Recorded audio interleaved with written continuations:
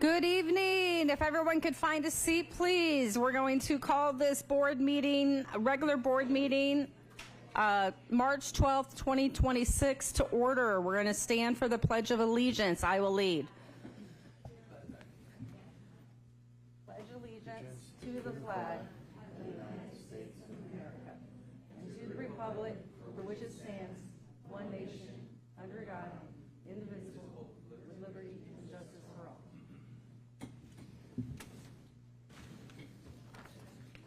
Okay, good evening. We're going to go ahead and start with a roll call and introductions. We'll start with Namarta Graywall. If you could go ahead and introduce yourself. Yes, good evening. Namarta Graywall, Assistant Superintendent of Human Resources. Good evening. Ahmed Shkoslami, Business Services. Good evening. Ed Dialazzo, Deputy Superintendent, Educational Services. Good evening. Mary Jo Carrion, Trustee Area 1. Good evening, Lori Walker, Trustee Area 2 and serving as Vice President this year. Good evening. Trustee Kelly McCoshey serving as President this year. Trustee Justin Brown is out of town traveling, so he will be absent. And Trustee Jones is in transit. He'll be arriving late.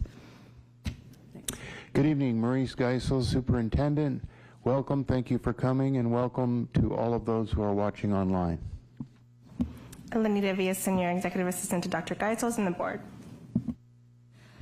Okay, so next in line on the agenda is to do a report out of actions from closed session. We have one item to report. On closed session item 2B, the board voted 4-0 and 1 absent. Motion by Trustee Walker and seconded by Trustee Mary Jo Carrion to reject tort claim number 668276. That's all the action that was taken place in closed session. So next is Agenda 4 and Board Q&A. I am looking for a motion to approve the agenda. I'll make a motion to approve. I'll second. Okay, we have the motion by Trustee Carrion and seconded by Trustee Walker. All those in favor, we'll do individual roll call. Aye. Aye. And aye. Motion passes 3 with 2 absent. And I apologize, I forgot to mention that our student board rep, Trustee Gersich, is also absent and out of town, and I believe she's looking at colleges, so we definitely can excuse that absence. So. All right, next is the board Q&A and meeting follow-up. And this is a new item on the agenda from the last year or so.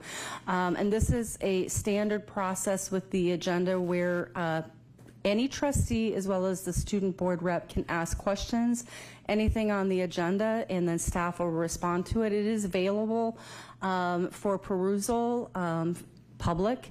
And it's typically just clarifying questions related to anything on the agenda. So that is available for perusal. So next on the agenda is 5. This is one of our favorite sections of the agenda this year, recognitions and school spotlights. So today we have Pleasanton Middle School. So if you could come on up to the podium, and we are very excited to have you here. Thank you for coming.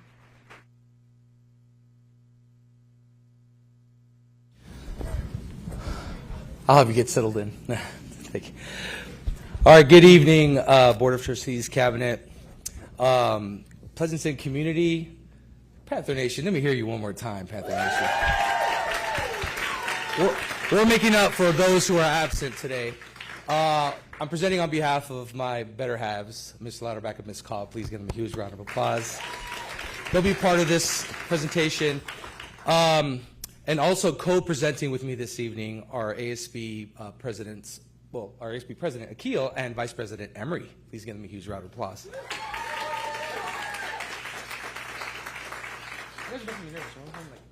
One of you come here or something?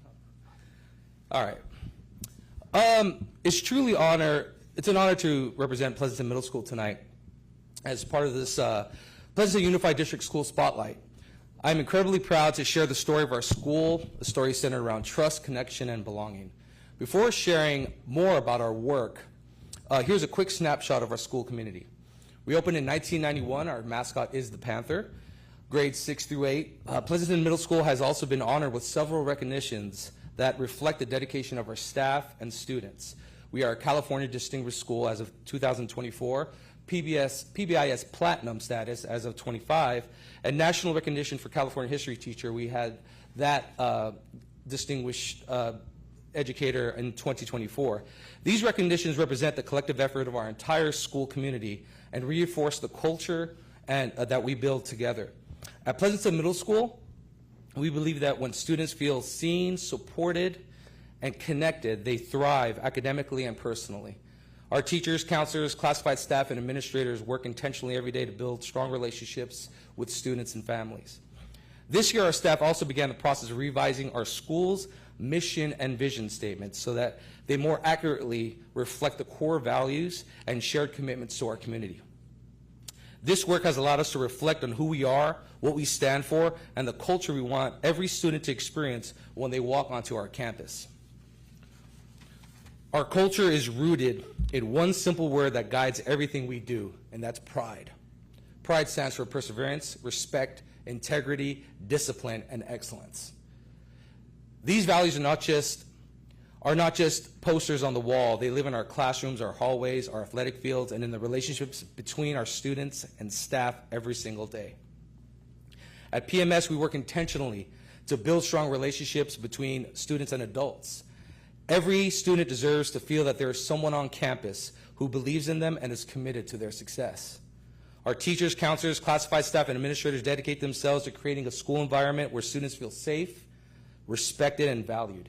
Mistakes are expected, respected, and inspected daily. Equally important is our commitment to embracing cultural diversity. You will see that throughout this presentation. Our school reflects the richness of the Pleasanton community, and we celebrate the languages, cultures, and experiences that make our students unique. This culture of connection is the foundation of our academic success that we are seeing across our campus. Speaking of academic excellence, our students continue to demonstrate strong academic performance across the board.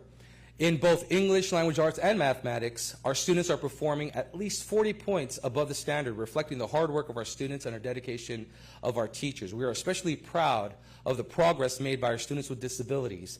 This group of 71 students gained 5.1 points, moving up a color band on the California dashboard, an achievement that reflects the power of targeted supports and inclusive practices.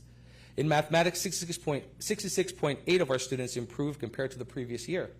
And in English language development, 60.7% of our English language learners, around 122 students, showed measurable growth from the previous year. These results demonstrate our belief that every student can grow when the right supports and opportunities are in place. And here to continue this story, let's welcome Emery.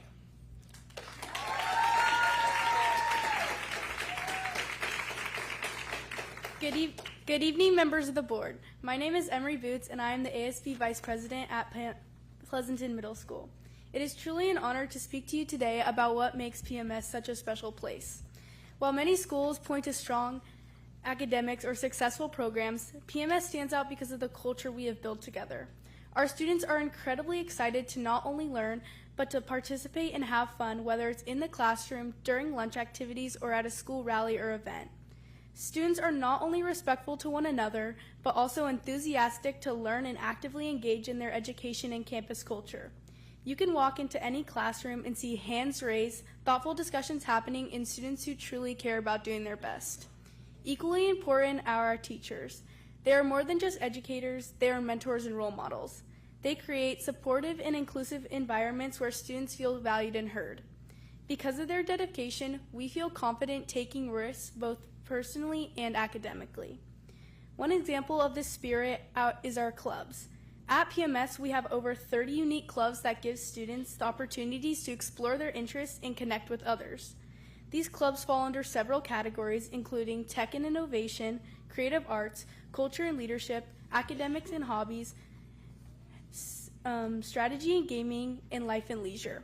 They allow students to discover new passions, build friendships, and contribute to our school community in meaningful ways. PMS is a special school not because of what we achieve, but because of how we achieve it together with enthusiasm, respect, and a shared commitment to excellence. Thank you. And here's Akil.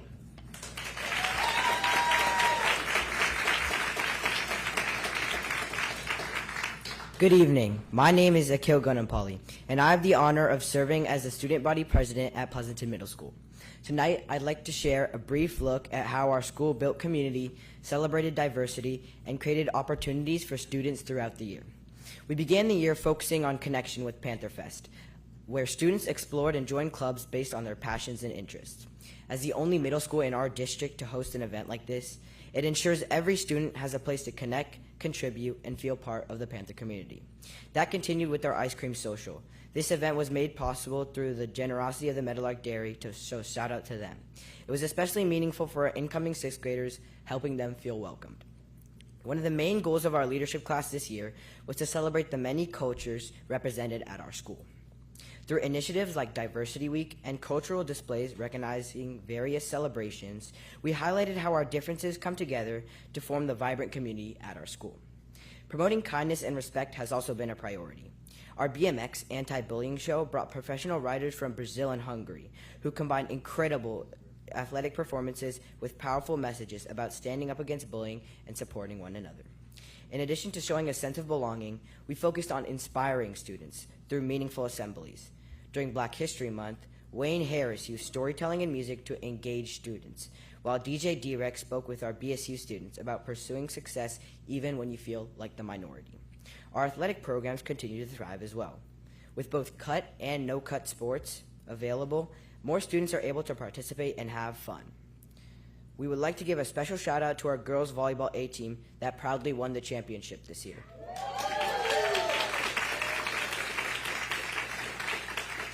Finally, one of the most meaningful events we hosted was the Special Olympics. We welcomed students from elementary through high school for a day of basketball and teamwork, reminding everyone that sports are about inclusion and recognizing all athletes. Together, these moments reflect what makes Pleasanton Middle School so special, a community built on connection and opportunity.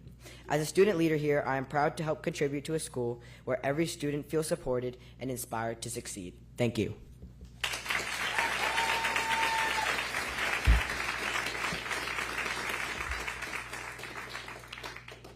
Okay, equity and wellness initiative. At Pleasanton Middle School, we know that academic success is deeply connected to student wellness and supports. That is why we have invested heavily in programs to ensure that students feel supported both inside and outside of the classroom. Some of our key initiatives include Next Generation Expanded Learning and after-school programs, Homework Club, restorative practices, wellness support teams, and therapy animals. We are also incredibly proud of the unique programs available to our students. Our dual language immersion program now serves students in grades 6 through 8, allowing students to build bilingualism, biliteracy, and a cross-cultural competence. And next year, we're planning to add something very special to our performing arts program, a mariachi class, which celebrates cultural heritage while giving students a powerful new artistic outlet.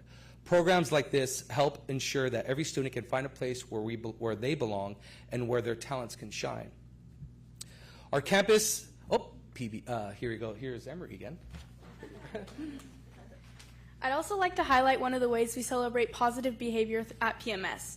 Through PBIS, students can earn pride slips when teachers notice them showing perseverance, respect, integrity, discipline, or excellence. These slips act as shout-outs recognizing students who are making a positive impact on our campus. Each quarter, PBIS generously organizes special pride reward choices where students can celebrate their hard work. The pictures on this slide represent our most recent reward event, which included activities like playing football with Mr. Lopez, ultimate dodgeball, arts and crafts, movies and popcorn, and more. These rewards help create a fun and supportive environment while encouraging students to continue demonstrating pride every day. Okay, rounding third here, guys. Our campus is also undergoing excellent physical improvements thanks to the incredible supports of our community. Students now have access to a state-of-the-art track and field, brand new pickleball courts, a cricket pitch, and baseball and softball fields. To the Pleasanton community, thank you. These improvements would not have been possible without your continued investment in our students and our schools. Check out that image right there. It says it all.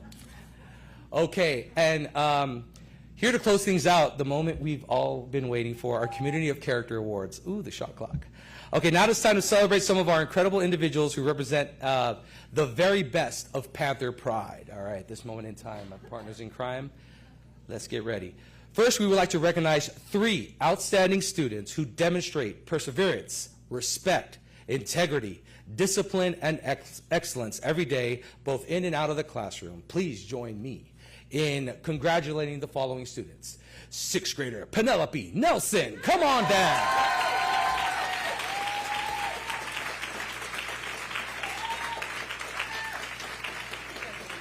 Oh, Penelope, you're gonna shake my hand? You're gonna shake their hand.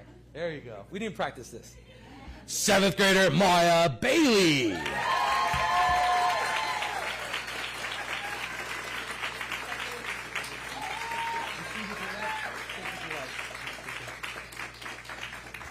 And 8th grader Paolo Castro Garcia.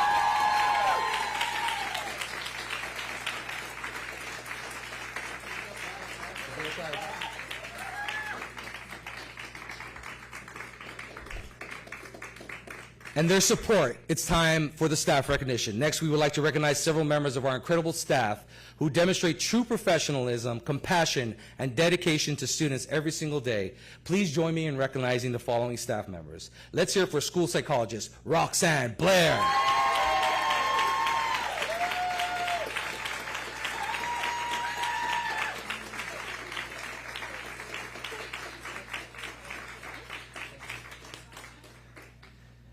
Up next, we have science teacher Kristen Hammis.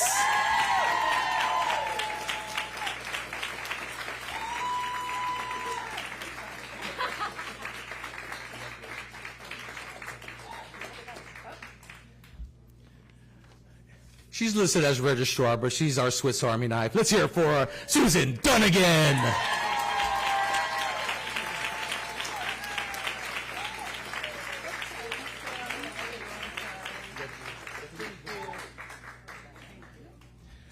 And last but not least, this guy stepped onto our campus not too long ago, and he's been nothing but magic. Let's hear it for our campus supervisor, David Gozum.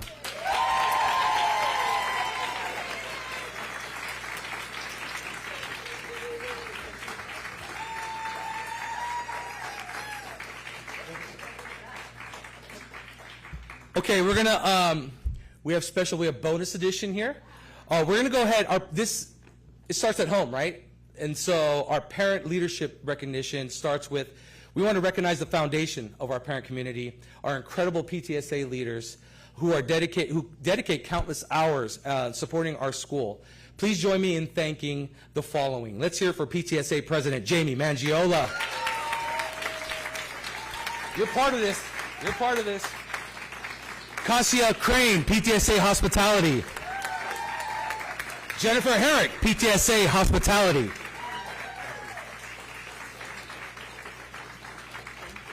Miriam Dykeshorn, PTSA. And Rosabelle Bajmajian, PBIS and PTSA.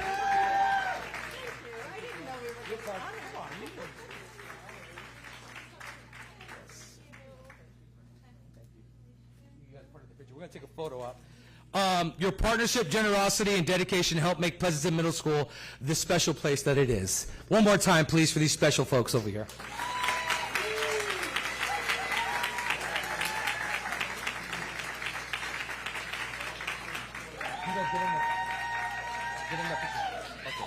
I have a closing remark. Just FYI. No, but it's okay.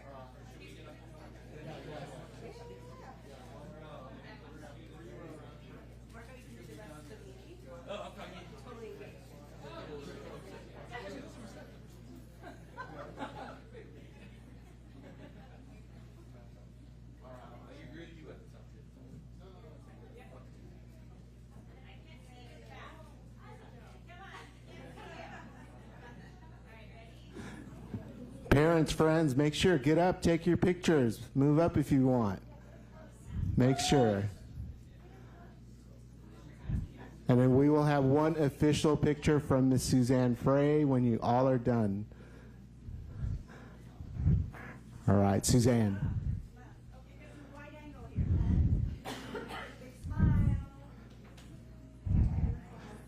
All right, another hand for the Panthers.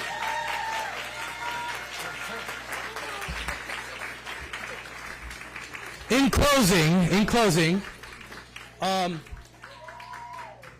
at Pleasanton Middle School, our story is not just about programs, facilities, or data. It's about people. It's about students who show perseverance when learning gets hard. It's about teachers who build relationships that change lives.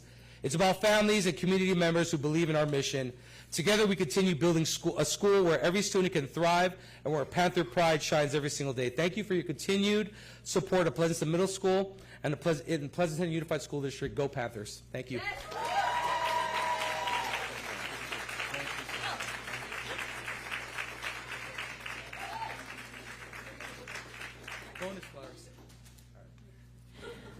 Well, what an amazing presentation. Okay, so next we have our reports from Employee Association presidents. So I will be calling APT President Evan Branning, if he's here.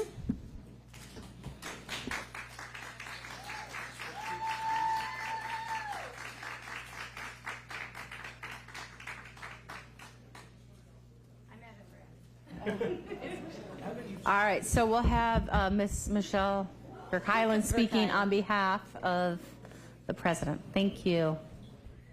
We'll wait why don't we wait a few minutes for others to, if we need people to come up and others to exit out.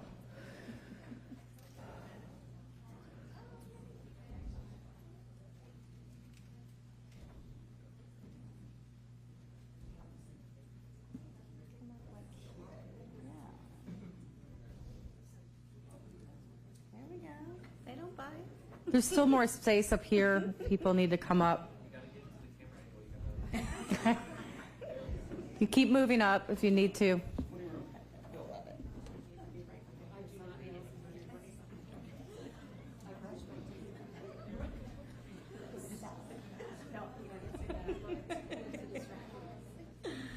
All right, good evening, President McCaughey, Vice President Walker, trustees, Superintendent Geisels, Cabinet, and our community. I am Michelle Verkeilen, TK teacher, APT leader, and lifelong Pleasantonian. We stand before you today as teachers, counselors, social workers, and specialists who see every day how the decisions made in this boardroom play out in our classrooms, our schools, and with our students and families. We understand budgets can be complicated with funding changes and enrollment shifts, but it is confounding to me how we end up here every year having the same conversations again, begging for cost of living increases, trying to make whole the little health care we get, and imploring you to keep programs, interventions, and services intact for our students. Long-term solutions should be planned for in a budget. Our students and those who serve them should be the #1 priority in a school district budget. We shouldn't have to come here year after year, meeting after meeting, to beseech you to do the right thing. This leaves educators feeling like the burden of solving budget problems repeatedly falls on the students and the classrooms we serve. You need to look at our contract with us long term and what the Association of Pleasanton Teachers and teachers up and down California are saying is core to the success of our students. The best educators, the best class sizes and caseloads, the best resources and supports, and plan for those. We need long-term sustainable budgeting that ensures programs, supports, salaries, and healthcare are stable and predictable for future years. When teachers do not know if programs and people will exist next year, if their salary will be cut, if their healthcare will be in place, it creates uncertainty that affects morale and ultimately affects students. Look behind me. Here you will find humans, amongst them our employees who serve in the positions and programs you have cut. Science specialists, PE specialists, music specialists, counselors, social workers, classroom teachers, intervention specialists. Of the 45 certificated RIFs, more than a third have served our students for between 5 and 21 years. I don't believe that was your intention, but that is where your actions have landed. When you cut programs, you're not just cutting an FTE. You're not just cutting incredible educators who have devoted their lives to teach, help, and support our students. You are cutting our students' opportunity to learn and succeed. Pleasanton students deserve the best. Don't balance the budget on their backs. APT has been asking the Pleasanton Unified School District to reprioritize its budget for at least 7 years. It is never too late to do that. Pleasanton Unified has always prided itself on being a leader. Look around out there. We realize we are not alone in doing whatever it takes to ensure our students get the best.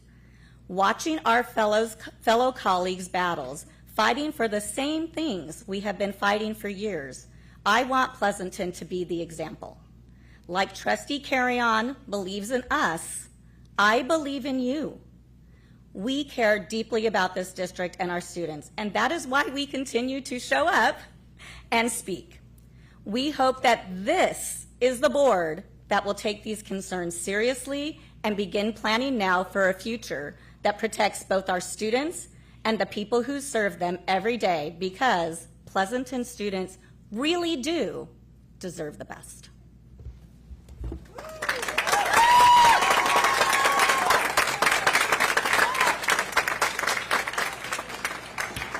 Okay, thank you, Michelle, for speaking. And we are next looking for CSCA representation. Okay, so Ryan Kelly is not here. So, all right, so then we will move to public comment. And so just a reminder, if anyone in the audience would like to speak, there are green comment cards up front. You are more than welcome to fill out a comment card. Anytime that anyone speaks up for public comment, just remember, depending on the number of speakers, it's in general 3 minutes.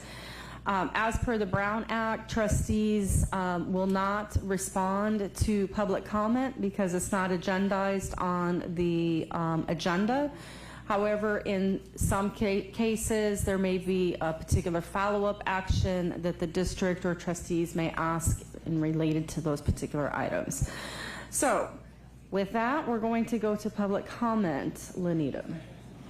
Yes, so the first three. The first one is Darcy Kelly Green. Second speaker is Christina Nystrom. Third is Elise Greenway. Okay, so if those three can come up, that would be great.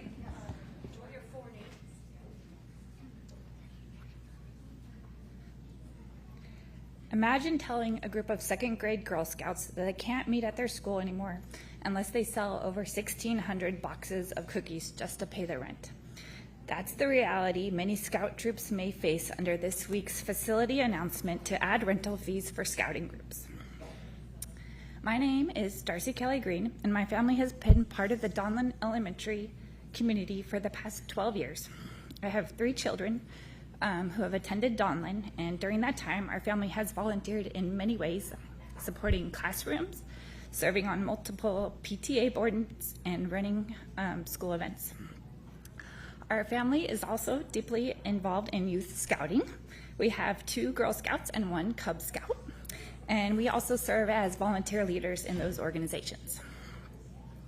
This week, Scouts were informed that they were no longer able to use school facilities free of charge. While I understand the district is facing significant budget challenges, I am concerned that this change will not meaningfully increase district revenue and may unintentionally harm programs that benefit students. Girl Scouts and Cub Scouts are nonprofit, volunteer-led organizations. In Girl Scouts, most troop funding comes from selling cookies. On a good day, a girl might sell 20 boxes of cookies in an hour, earning $20 for her troop. At Donlin, Girl Scouts are only allowed to meet in the NPR and not in the classrooms. And a fee now on Facilitron is showing up as about $60 per hour. Most troops meet twice a month for about 1.5 hours, and this would equivalent to selling about 1,600 boxes, which would take them about 80 hours. And that would just be paying for the space and not paying for what the program, not paying for what the funds normally pay for, which such as their community service projects, their leadership activities, educational programs, field trips, and outdoor experiences like camping. When Girl Scout troops meet at Donlin, the girls often choose activities that give back directly to their own school. Girl Scouts have helped create the Donlin Friendship Bench, improved the school garden by buying dirt and plants to replant boxes and adding pathways and signs. They helped beautify the front of the school with rock garden repairs and daffodil planting. They donated reusable water bottles to reduce plastic waste, and they provided education on puberty and feminine hygiene supplies for 4th and 5th grade girls. These projects directly benefit Donlin students. If scouting groups are pressed out of meetings at schools, the district may gain a small amount of rental revenue, but it risks losing something much more valuable: youth programs that teach service, leadership, and community responsibility while giving back to the schools. I respectfully urge the district to reconsider this policy and explore options that allow nonprofit youth organizations like Scouts to continue meeting at our schools, because when communities programs thrive in our schools, our students thrive too. Thank you. Thank you. Thank you. Excuse me, is it Ms. Green? Kelly Green? This is me, your superintendent, Maurice. This was brought to my attention this week, and we will definitely follow up with the Scouts, both girls and boys. So thank you for publicly speaking about it, and we'll follow through with you. Thank you. Great, thank you. Good evening, everyone. Tonight, I've got one question that I'm really interested in, and that is, what kind of achievement gap is acceptable to PUSD? I guess what kind of achievement gap is acceptable to the PUSD community? I made a quick visual just as I was sitting there. It's a number line, and what this number line shows us is this shows ELA achievement per CASP scores. What you can see over here at the very far right is our highest achieving student group. This is our Asian group, 97 points above standard. All, which obviously a lot of our students are Asian, so is skewed a little bit high there. That would be 69 points above standard. Our white students are 53 points above standard. Then we're going to take a little trip down the number line, and we're going to go pretty far. We're going to go all the way here past 0. We're going to continue on. Our Hispanic students are at 24 points below standard, so that's a gap of about 90 points. Our socioeconomically disadvantaged students are 25 points below standard, so very similar there to our Hispanic students. And then we see our African American students are 54 points below standard, which is a gap of 124 compared to all students. I guess I'm curious. I have been coming and talking about this since September, every single board meeting. I sent all of you a list back in December of some ideas that I've come up with based upon speaking with 60 plus community members, 60 ideas that could possibly move the needle for achievement, but also for culture, because I've been here and so have you when parents have been talking about the horrible things that are happening to their children. I can't imagine having my child come home and tell me that they were called a black monkey at school. Crickets. Up here on the dais, you have said a lot. There's been a lot of talk that you're concerned, that you want to do something about it. There's no action. Dr. Geisels has said that he was going to form a committee or a task force. It was going to start meeting at the end of March. I've not heard a thing. And before we start blaming this on COVID and on budget, I went back and looked at 2019, which is in the email that I sent all of you this weekend, that I sent to all of our city leaders, including city council and the mayor, et cetera. This gap wasn't as big as it is now, but the gap was 65 between African Americans and all, 63 for Hispanics, 75 for socioeconomically disadvantaged. Like, imagine that on this number line. And there's no plan. So again, my question is, what number line would be okay with all of you? Because a lot of the cuts that you've made are disproportionately affecting marginalized students, students that are already struggling. What do we want this to look like? And what can we do to get to that point? And I'm going to tell you something right now. Nothing is not the right answer. Thank you.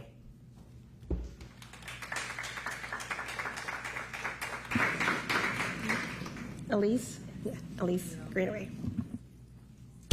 Good evening. My name is Elise Greenaway. I've had the privilege of being a social worker here in the school district for over a decade now. We understand that school funding and your job is so complicated and complex, but we were shocked to learn that our team of 5.2 social workers has been reduced to barely over 1 full-time social worker for the 2026-27 school year. This year alone, our team of social workers has received 488 referrals for students that need ongoing intensive case management. While overall enrollment is declining, the needs of our populations that we're serving are increasing. Specifically, those in the McKinney-Vento students or unhoused students that are experiencing homelessness, as well as foster and kinship students. Even if we were to focus all of our efforts on those specific students for one social worker, they would still be responsible for over 200 students that are requiring intensive case management. A caseload of that size really makes meaningful support impossible. We work closely with our counselors, our nurses, CWAs, parent liaisons, and our youth family liaison to enhance the critical work that they're doing. Social workers provide a specialized support beyond the scope of what school sites can provide by connecting families to critical community resources. Cutting social work positions leaves families in an extremely vulnerable position. When a family suddenly loses housing and is sleeping in their car, when a student needs help obtaining medical insurance so that they can return to school with the required immunizations, or when a family in crisis needs support navigating insurance to access life-saving mental health therapy for their child, timely help will not be possible anymore. School social workers are also revenue-generating positions, as many of our services can be billed to insurance and bring funding back to the district, but we need more social workers for next year to be able to get that revenue back. If someone is left just on their own as the sole social worker for the district, they're going to need to focus on programs rather than direct case management, which is what we can bill for.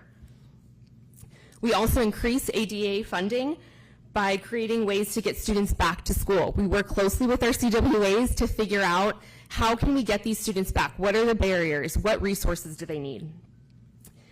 And we write grants to secure items such as bikes to get those students without transportation to school, and clothing gift cards for students so that they can afford clothes that they feel confident showing up in. So tonight I ask you to consider this. When those families call the district next year for help, who's going to be there to answer? I'm so proud to be part of PUSD, and we've built such a strong system of support over the last decade. And social workers are a key part of that. Cutting social workers is not a cost-saving measure. It's a cost to the safety and stability of our students, our most vulnerable ones. We respectfully urge you as the board to protect PUSD students by protecting our social work positions. Thank you.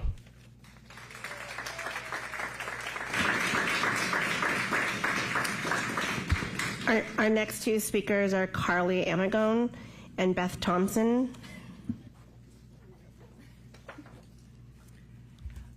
Hi, my name is Carly Amagon. I'm a PUSD parent to twins at Fairlands, the wife of a Fairlands, Harvest Park, and Foothill alumnus, and for 5 years I've served as school social worker. I echo everything that Elise said here. We have such strong relationships with the families that we work with, and because we deeply value the confidentiality, the respect to privacy, while knowing so much of what our families are going through, it's been hard for us to get up here and advocate for ourselves because we've been really wanting to be protective of what some of our families are going through. But I really feel like it's important for us to get up here and really speak from the heart for it. I think a lot of what we deal with, it's a lot of that's not happening in our community, and I really want to echo that this is happening in our community. The homelessness, mental health crises, domestic violence, these are the things that we are sitting with families and supporting with. And so, just as Elise said, I just really want to echo one social worker left from our team is not going to be enough to do all the work that's really needed for all of our families. And just one other thing that I just want to say, for 5 years I've been a temporary employee because of the funding. So for 5 years I've gotten a layoff notice. The first year I got laid off a month and a half before I gave birth to my twins. I was called to come back 2 weeks after I delivered. This is the reality of being a temporary employee. I feel like we do the same work as so many people here, but we're not really valued and respected. Like, we're working hand in hand, and it's like, okay, we don't have enough in our district, we're gonna let the temp employees go. But we have the connection, the support, the love that we have for our community. We are parents in the community. And so I'm just putting this out there to every temp employee that was laid off in the district this year, that gets laid off year after year. I see you. You are valued. You are important. You make a difference, because I feel like that's not often said, like, by the union, by the board, by anyone. Like, we are just left. And so I just really want to say that to every temp employee. And so I really hope the board really considers the work that we do as school social workers and the importance that it has. So thank you.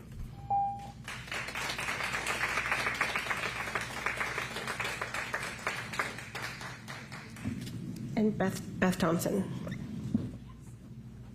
Hello again.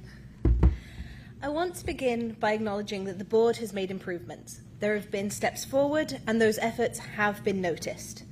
But improvements are not the same as sufficiency, and what we have now is still not enough. I want to talk about transparency, because it's not very readily practiced. Transparency isn't a buzzword. It's not a slogan that we roll out when trust is low and scrutiny is high. And it's certainly not selective disclosure dressed up as honesty. I say this from direct experience. I've been to your coffee mornings, I've attended workshops, I've shown up to many of these meetings, and the pattern is hard to ignore. When it comes to these positions, contextual information is consistently absent. That leaves only two possibilities. Either you don't want to provide the information, or you can't. And that's more worrying, because if you're not fully understanding these roles yourself, how can you cut them? When you're making decisions or asking people for their input on these decisions, handing them a list of positions to be cut without explaining what those roles actually do isn't transparency, it's misdirection. Names on a spreadsheet are meaningless without context. Titles without duties are intentional withholding of information. This does not invite community input. It manufactures the appearance of it. It reduces participation to speculation, while allowing decision makers to claim that they have consulted without ever actually having to listen. This is not engagement. At this point, it feels like it's ticking a box when the outcome is already decided. True transparency is uncomfortable. If trust is the goal, then sunlight cannot be optional, because transparency only exists when convenience is not transparency at all. It's an avoidance with better branding. Thank you very much.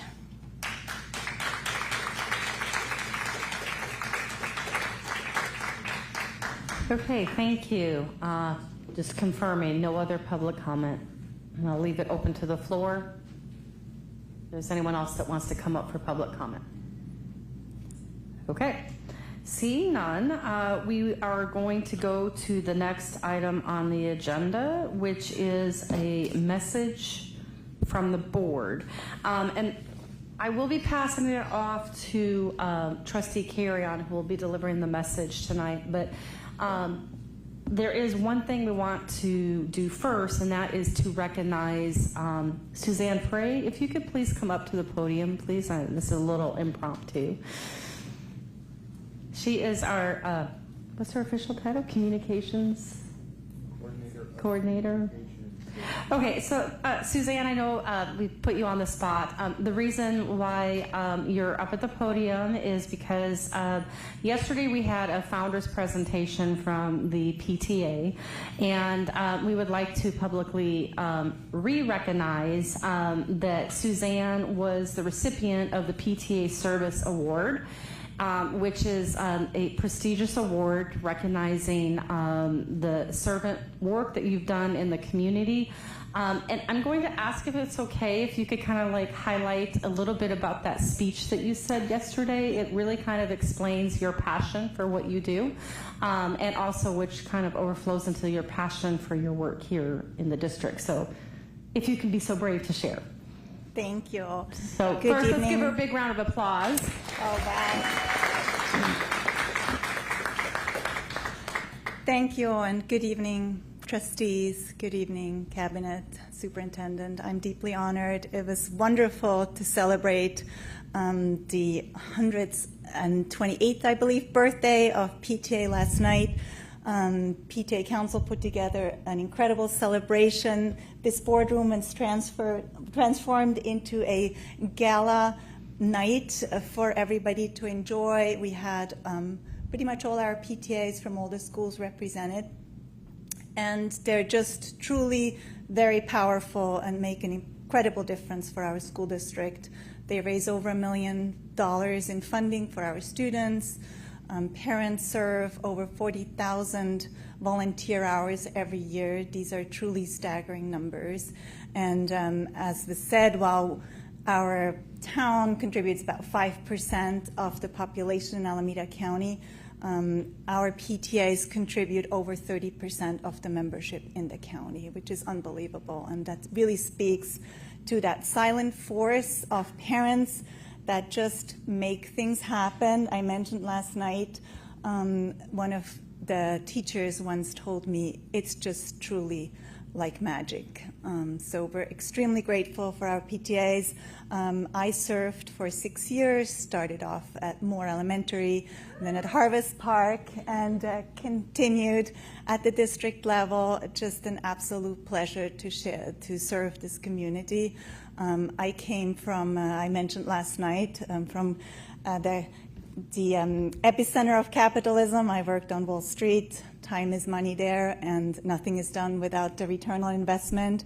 Like many others, I came from a country where parents were just not involved in schools. But through PTA, I truly learned how rewarding it is to serve the community, how strong we are together, and just smiles from the kids, the gratitude from the teachers and the administrators just truly make the difference. So very honored to receive this award, and really want to thank my fellow colleagues who were serving alongside me. It was just a wonderful experience, made great friends. So thank you again. I hope that summarizes a little bit what I shared last night. And yeah, thank you so much. So honored. Thank you so much. Great. So that was a little impromptu, but we did want to recognize that's a great example, the PTA, in terms of the impact and how it helps support our community. So the message of the board, message from the board, each trustee is going to share a message, and so I am honored to have Trustee Carry-On, who is going to share the message of the board tonight. Good evening. We are approaching the March 15th deadline for layoffs. We want to acknowledge how difficult it is for our employees. The individuals affected by these layoffs are not just employees, they are our colleagues, educators, and members of our community who care deeply about our students. We want to say clearly that the decisions like these are never taken lightly. Each position represents a person who has contributed their time, talent, and heart to our schools. We are truly grateful for the work that has been done on behalf of our students. At the same time, one of the core responsibilities of the Board of Trustees is to ensure the long-term fiscal health of the district. We are required to make decisions that keep the district financially solvent so that we can continue to serve students not only this year, but many years to come. Declining enrollment, rising cost, and limited funding have created real financial pressures. As difficult as it is, we must align our staffing with the resources we have available. We want our employees and community to know that these decisions are not a reflection of the dedication or quality of the people affected. They are results of financial realities that districts across the state are facing. We are not alone. In our surrounding areas, Oakland Unified cut 421 positions. They had to reduce $102 million. Fresno Unified laid off 274 teachers. TAM Unified authorized $2.2 million worth of staff cuts. Santa Barbara sent layoff notices to 66 staff. And currently, I'm teaching in Dublin. I have a long-term sub, and they are in the middle of a strike. So these are very difficult times for everybody. We are grateful to our community. Thank you to our labor partners. Through these difficult times, we have worked hard to rebuild trust and relationships, and communication is improving. We will continue to work together with all of our community partners. Our hope is that we continue to support one another through this process with respect, compassion, and honesty. Our focus remains on doing what is best for students while also being responsible stewards of the public resources entrusted to us. To those impacted, please know that your work has mattered and you are valued by this community. Thank you. Thank you, Trustee Carrion. Okay, so next is the superintendent's report. Thank you, President McCaughey, and thank you. I echo your words, Trustee Carrion. This week is National School Social Work Week. March 1st through 7th was National School Social Work Week. Recognize the important role school social workers play in supporting student well-being and helping families across needed resources. Their work helps ensure students feel safe, supported, and ready to learn, and we heard a lot of that value tonight. We recognize our district social workers, Teresa King McCarthy, Elise Greenaway, J.C. Darling, Erin Moran, Carly Amagoni, and Anjali Durepo. Anjali Durepo, thank you. We thank them for your care and expertise that you bring to supporting our student and families every day. Lots of recognitions this week, school and student recognitions, even as we work through fiscal challenges, our school and students continue to achieve remarkable things, and it's always a privilege to recognize their accomplishments. A couple big awards this week. California Distinguished Schools go to Harvest Park and Hart Middle School, fresh off the press, and they've been named the 2026 California Distinguished Schools by the California Department of Education. This is one of the state's highest honors, recognizing strong academic outcomes, student growth, and positive school climate. Hart Middle School is on the California Schools to Watch, has been also recognized in this accolade, highlighting the strengths of its instructional program and commitment to supporting all learners. We congratulate the students, staff, and families at both schools for the outstanding achievement. And I must say, when I was a high school principal and received the California Distinguished Award, it was a big deal, and this is a big deal. So they got a lot to be proud of. U.S. Presidential Scholar Program, 7 Pleasanton students have been named candidates for the U.S. Presidential Scholars Program, 6 from Amador, and 1 from Foothill. This program recognizes some of the nation's most academically accomplished graduating seniors. And the Pleasanton students earned outstanding recognition in the National Merit Scholarship, one of the nation's most prestigious academic honors. Listen to these numbers. Amador Valley High School has 43 finalists, and Foothill has 18 finalists, for a total of 61 finalists as National Merit Scholars in the United States. It's pretty impressive. For a district our size, this is an extraordinary result reflecting the strength of our students and the dedication of our teachers and schools and community. And finally, I was thinking it's starting to feel more like spring than March, and I'm just really looking at all my calendar invites of all now coming up, the open houses and all the graduations. Hold on, it's coming fast. Thank you. Okay, thank you. All right, so what we have next is the consent agenda. These items are routine in nature, and if you're looking at the agenda, they're actually organized by the various departments. For example, the superintendent's office, human resources, business services, and educational services. So unless if there's a particular item that a trustee would like to pull, I'm looking for a motion to approve the consent agenda. Do we have any requests to take anything on or to discuss? Okay, so I'm looking for, before you go, yeah, no, that's fine. Make a motion to approve. Wait, hold on, just a reminder. Yes, thank you for the friendly reminder, Trustee Jones. Public comment, is there any comments on any agenda item for the consent agenda from the public? Okay, yes, come on up, please. You can fill out a comment card afterwards. I just wanted to make a quick comment. I was looking at all of the purchase orders that you're going to be approving.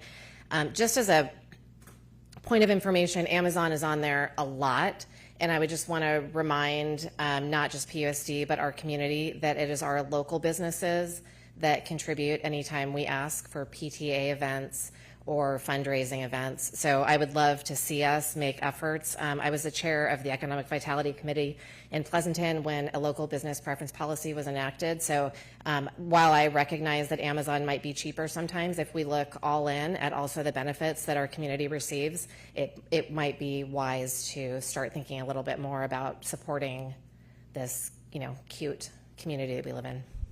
Thanks. Thank you, and don't forget to fill out a public comment card. No, I'm sorry, I mixed up. Sorry, never mind. Okay, so I'm looking for a motion. Just really quick, just point of information. Can the policy language be emailed to us from that? I'm talking about the city of Pleasanton has a local, sure. I would be happy to email that to you. Okay, so looking for a motion. I make a motion to approve. And a second? Second. Okay, motion by Trustee Karian, seconded by Trustee Walker. We'll do a roll call vote. Aye. Aye. Aye. And aye. Motion passes 4 and then 1 absent. Thank you. Okay, so next on the agenda, we have report and discussion action. Number A, which is an annual report from the Citizens Bond Oversight Committee for Measure 1 and Measure I-1. We'll have 15 minutes, and who do we have the pleasure? All right, thank you for coming on up for the presentation. So we have Ms. Narum, and we have Aaron from our school district.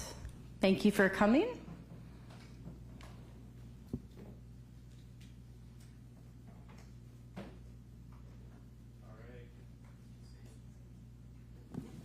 Good evening. Tonight we are here to present our annual CBOC report. This is a report that will be presented by Kathy Nurum, who is our executive chair of the committee. And this is a legally required report. So with that, I will turn it over to Kathy Nurum. Thank you. So President McCaughey, Board of Trustees, Dr. Geisel, Cabinet, and the community, it's my pleasure to present this annual report on behalf of the Citizens Bond Oversight Committee, otherwise referred to as CBOC. And this, I want to be clear, covers 2024-2025. So a little, we've moved on past that, but please remember we're sharing from that year. And we're going to start off, we have a couple pictures of the work going on at Foothill High School. The committee's into pictures. Go ahead, next. The second page are the members of the committee, and you all are responsible for appointing them, and I will just comment that we have a very engaged committee, and I think if you don't believe me, ask the auditor when he was grilled over presenting his audit report for the 2 bonds. So I have 2 pages in here that are probably the most important. Much of this is boilerplate required. The first important page is this executive summary, and at the end I'm going to get to observations by the committee that they wanted me to share, make sure we make known. So the first thing is that there were audits done. There were no findings, which is referred to as a clean opinion, which is a big deal, and this is, I believe, 3rd, 4th. So this is really important to note that we, we're coming through this clean. Excuse me. The projects continue to be at or below budget, which is resulting in millions of dollars of savings, which can then go back into other projects. And the projects are also almost all very much on schedule or ahead of schedule. And probably really important, the project managers like Aaron and people running these have been taking steps to minimize the impact of the global instability on the project budgets, which includes materials, labor, and everything, which again helps with the costs and ultimately benefits us. So over this course of the year, major things that were accomplished, the fire, life, safety improvement projects were done. The designs for significant projects from, I get them confused, from Measure I hope I got that right, which include the marquee projects of Amador, Foothill, the Education Options Center, were all, the designs were initiated. I think some of those you probably saw and liked, approved, which was great. And then during this time, the district received $1.5 million in state matching funds for previously submitted projects, and there's been applications submitted for another $10 million in state matching funds. So some really significant dollars there that can come back into here. So, excuse me, we're going to go just the charter of the CBOC committee. As you know, you appoint the committee, and we are charged with monitoring, looking for waste, improper expenditures. I'm here to say that we have not found any. And through this, we inform the public about the expenditure of the bonds, since they approve them and are paying for them. And also that they're only used for construction, reconstruction, rehabilitation, or replacement, including furnishing and equipping the facilities and everything. So it's important. We found all that, or we found that that was held to, which is all good. And, again, one thing that people forget, the committee does not get to prioritize projects or have input on the projects. Our job is to make sure that the projects are consistent with the bond language and are being executed. And as you can see, I signed it, and I think I wanted to be a doctor. We'll leave it there. I couldn't stand blood, so that was not going to work. Okay, so moving on, we'll go through this kind of quickly. So the oversight of this comes through the audits, which again were clean, and the monitoring by this committee that you've appointed.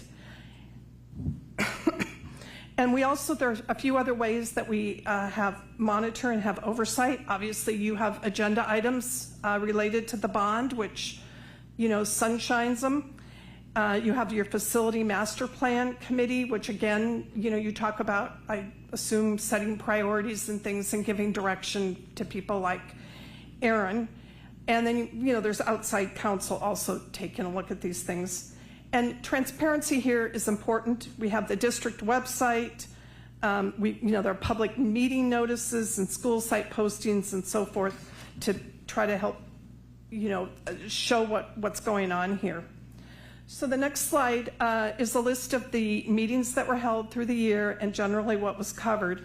The takeaway here should be that this well exceeded the minimum requirements by statute of the committee. I will comment that somebody, who I won't name, scheduled one of the meetings on the 7th game of the World Series. We had a little quorum problem. In other words, we didn't make quorum, but we still far exceeded the requirements, and I think that's a commitment to the oversight and transparency and making sure that we're getting the job done. Financial reports, some examples of things that the committee looks at. There were also 2 site visits, one to Pleasanton Middle School. The principal just kind of stole my thunder, but that's okay. He far deserves it. And then we also took a look at the Village High School interim housing, which was, I think, kind of eye-opening for some. Now, the next 3 pages, we're just going to flip through these. I'm not going to comment unless you have a question. These are the projects that were ongoing during this time and where they were at the end of June 2025. You can see that there was a tremendous amount of activity, which I think was reflected, by what we see at our schools and how great they look. And then we're going to go over to our stoplight page, and we've chosen the 6 kind of marquee projects that I think were important to everybody, which are the Amador, Foothill, Performing Arts Theaters and Gyms, TK classes at Donlin and Fairlands, and then the PMS Fields and the Educational Operations Center. And you can see that they all have green lights, meaning they're progressing with no major issues. I'll point out that the column in the far right, the percent completed, is as of June 2025. So if you were to go out today and look, you'd say, Kathy, wait a minute. And that's why, because we have to report through June 2025, and these all look really good. And so here's my second important page. The committee had observations through this as we put this together that they wanted to make sure were shared. The first is that there were both I and I-1 bond sales occurred in May. The interest rate for both of those, was well below what we had talked about with the community when the bonds were on the ballot. We've made continued progress on the Measure I-1 projects. We talked briefly about that. But the Fields projects, Hart Middle School, Harvest Park Middle School, are now in design, along with TK projects at Walnut Grove, Valley View, and the Early Childhood Education project. Projects continue to be on schedule and under budget generally. And the district has done a lot of outreach that we wanted to highlight through user group meetings, gathering feedback, fine-tuning designs, having community meetings, making sure people know what's going on, and the timing, the next steps. And finally, Measure I-1 is drawing to a close, and I think, as you probably know as well as I do, probably better, LSL campus renovation, Donlin transitional kindergarten, and the Fairlands transitional kindergarten are the remaining outstanding projects left from Measure I-1. Now, I'm going to go to a couple pictures. The committee wants you to see kind of the real thing. Unfortunately, today, we don't have, we have to use a rendering of the Amador Performing Arts Center, and because we want to be equal time with Foothill, and next year I'm sure I'll be back here with construction pictures, probably not done. This next one is really important. It's the PMS Middlefield before and after.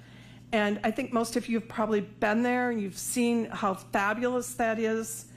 And what people don't realize is not only do we have this great improvement and resource there for the school, but at the same time, we're saving on water and we're saving on mowing, meaning helping the budget a bit.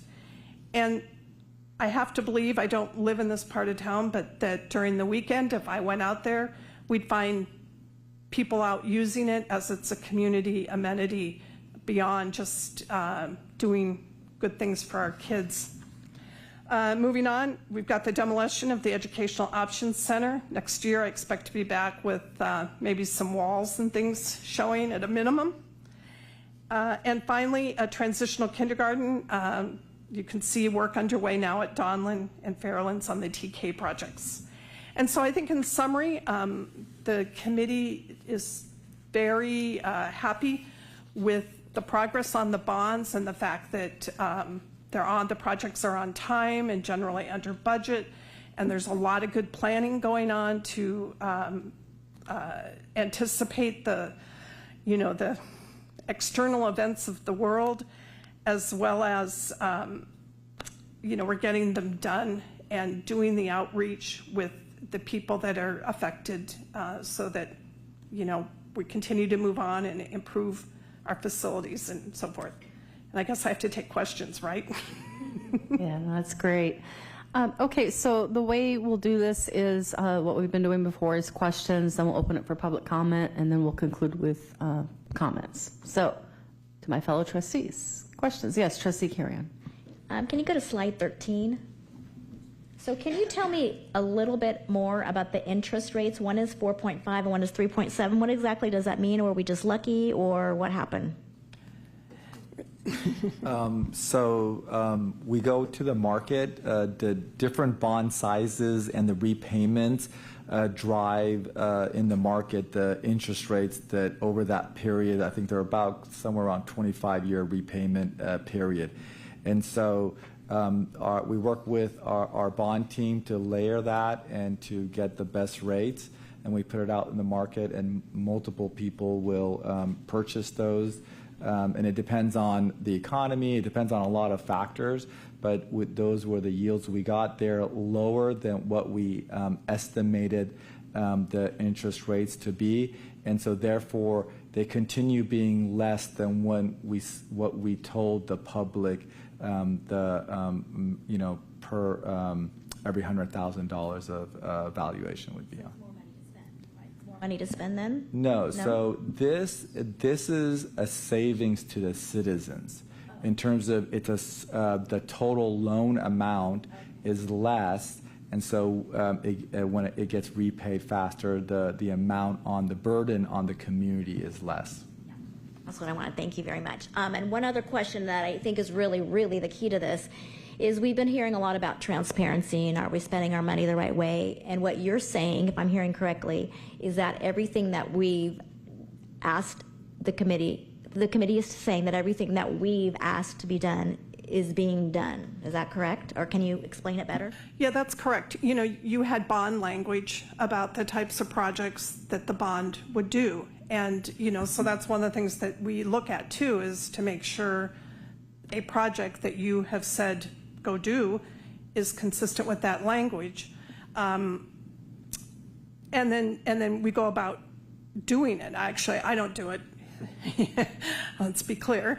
But go about doing it, and then we look at the numbers and the project and the schedule and the timing, and are they doing the outreach that's appropriate to whatever it is, trying to involve the community and identify any concerns or whatever. So yes. Thank you. That was a long answer. I apologize.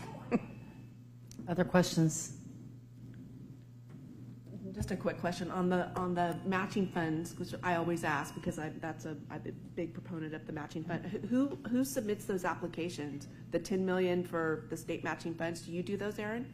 So we work with a company called King and Associates. Oh. Yes. You expect? Yes. Good reports from that. Okay. Thank you. So my question is really more general, Ms. Naram, in regards to processes. You've been on this committee for quite a while. So, actually, not that long. Oh, I'm giving you lots of credit. I know. Thank you. Somehow I ended up chair. I wasn't. Yeah.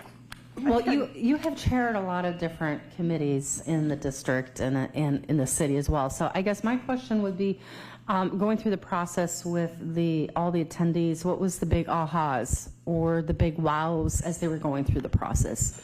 Because they're being tasked to do a oversight process, and there's integrity and requirements around that. And so I'm really more interested in the dialogue and things that came out by going through the process, like what was like wow, or challenges or concerns, anything that stood, because the reports whistle clean, but I just would be curious about things that were discussed that can't necessarily be captured in the report.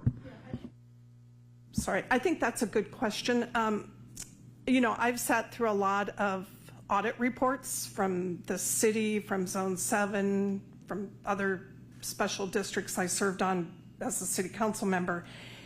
And I think the level, and this is probably as much for me, but the level of questions that were asked of the auditor, I think that was supposed to be just here it is, you have no findings, it's a clean opinion, that's the best we can do, done. And the members were interested in different aspects and asked several questions. So I think, that was a bit of an aha. Maybe some of them hadn't gotten to do that before. I'm not really sure, but there was, I think, a fair amount of dialogue on that. I think the other thing, just the complexity of the projects and the fact that they're generally getting done on time, the great majority of them, and when they're under budget, and then planning for, the material shortages, that you still see from COVID, as well as the labor costs and so forth, and the fact that when these things have been raised by committee members and asked, what are you doing about it? There's an answer. It's not, oh gee, we've locked in contracts, we've covered our material needs, whatever it happens to be. And so I think those would probably be a couple of the things. That's great. So my next question is really more for the benefit of the public, for those who may not be familiar and with just in general at the times that a lot of the districts are being faced with funding challenges in regards to our academics with our students and downward enrollment. What would you say to a resident that might say, well, how can you explain the scrutiny of, if this money was managed well for the use of the facilities? Like, how would you, because like you were saying before, and very cognizant in this presentation to talk about transparency of how this money is being spent. So how would you reassure, imagine if I was a resident saying, how can I ensure what you're saying is true to how this money's been spent? Well, I think you go back. So to put you on the spot. Yeah, that's fine. I'm used to it. I think you go back to the committee members. We currently have, 3, 6, I should know this, 10. So a quorum is 6. So obviously, we can't do anything without at least 6 people.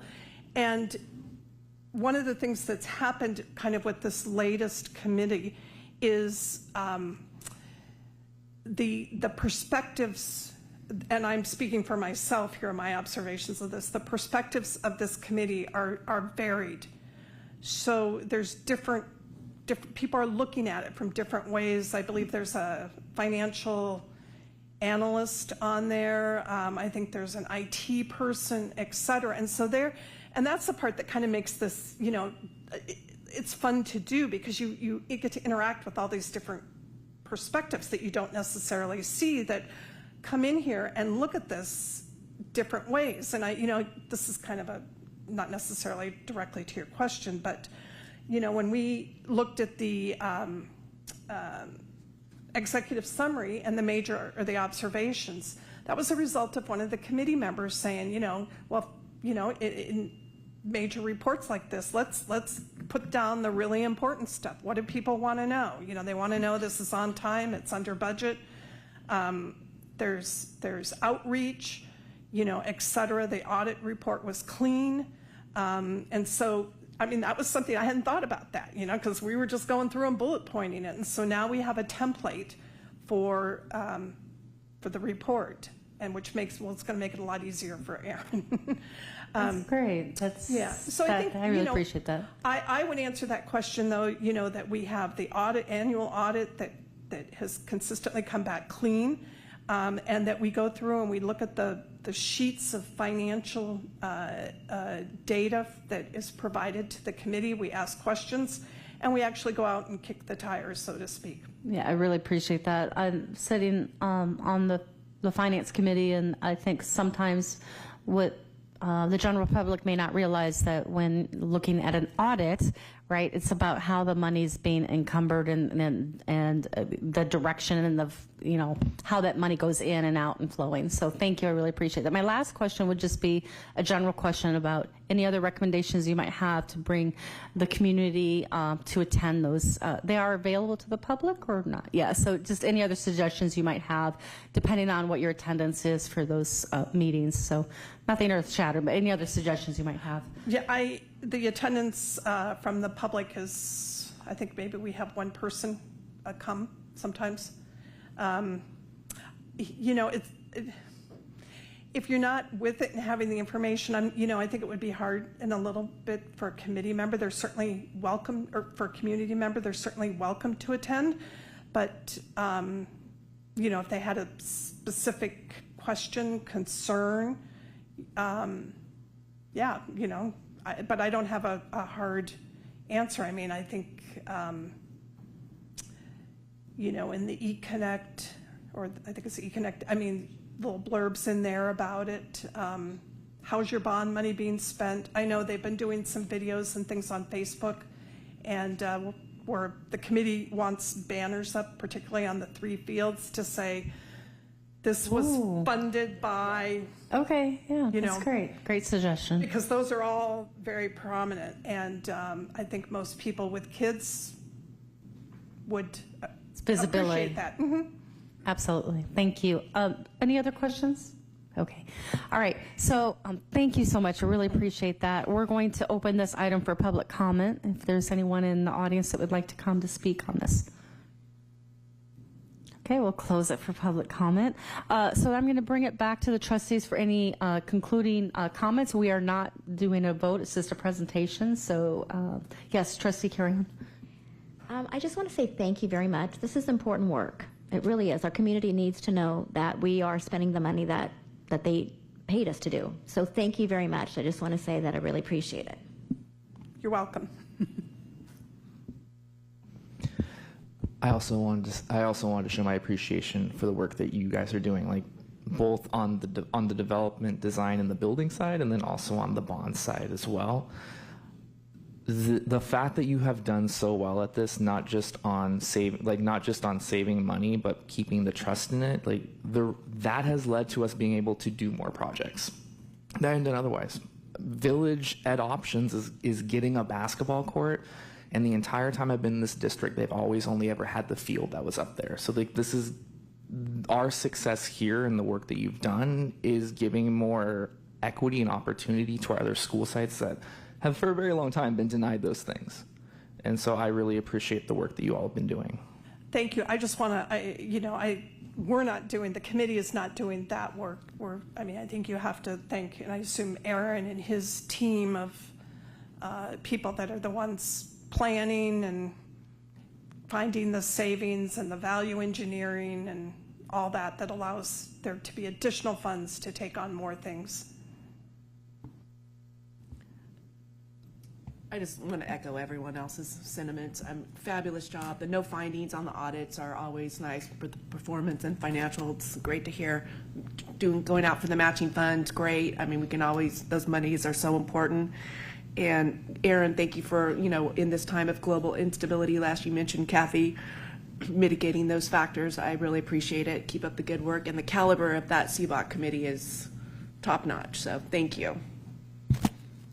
Okay, I just want to make a concluding statement of just appreciation for the process of the oversight of both Measure I and Measure I-1, and just to also highlight A special thanks to Honorary Trustee Maher, who was one of the trustees that actually had recommended how to channel the initial $35 million on Measure I-1, which was very important for the voters and the residents who had actually supported that bond to be approved, which was to build a new school. But the language in the bond gives some flexibility for, changes of circumstances. And unfortunately, I would say to some of us who were initially on the board in the beginning, we had hoped that the downward enrollment was just like a little dip, but that's not the case. And so it really was a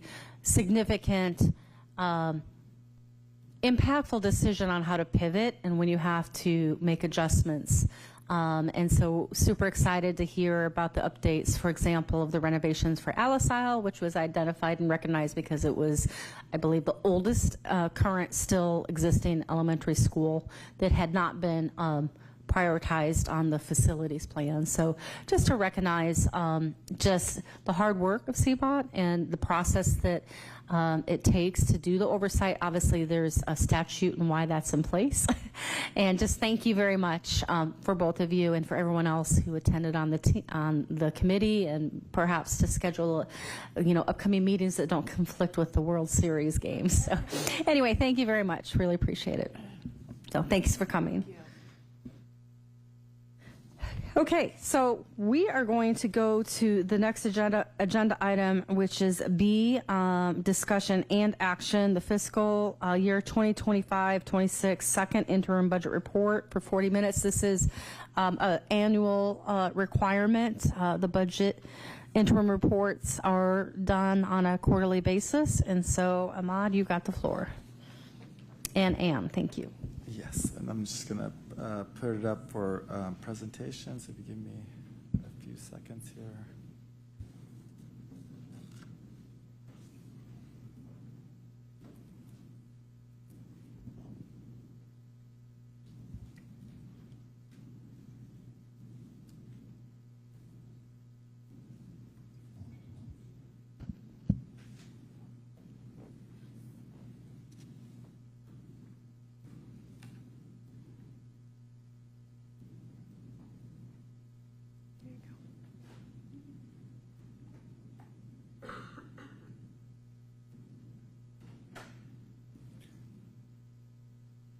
So, okay, we'll give everyone a little bio break.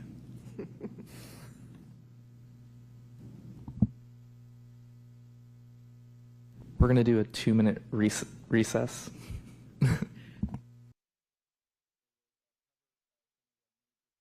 Adjustments, talk about the different revenue sources, and also look at the multi-year projections and the reductions, how we built in it, and the other funds we also manage in addition to the general fund.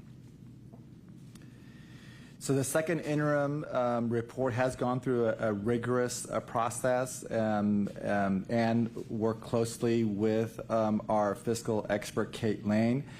Additionally, I hold weekly meetings with Kate as well, and we review all the material. Excuse me. The second interim will continue the negative certification because we are still not able to meet our obligations for the current or subsequent years. As our financial picture improves and we're able to clear that negative balance, we can return to a positive certification.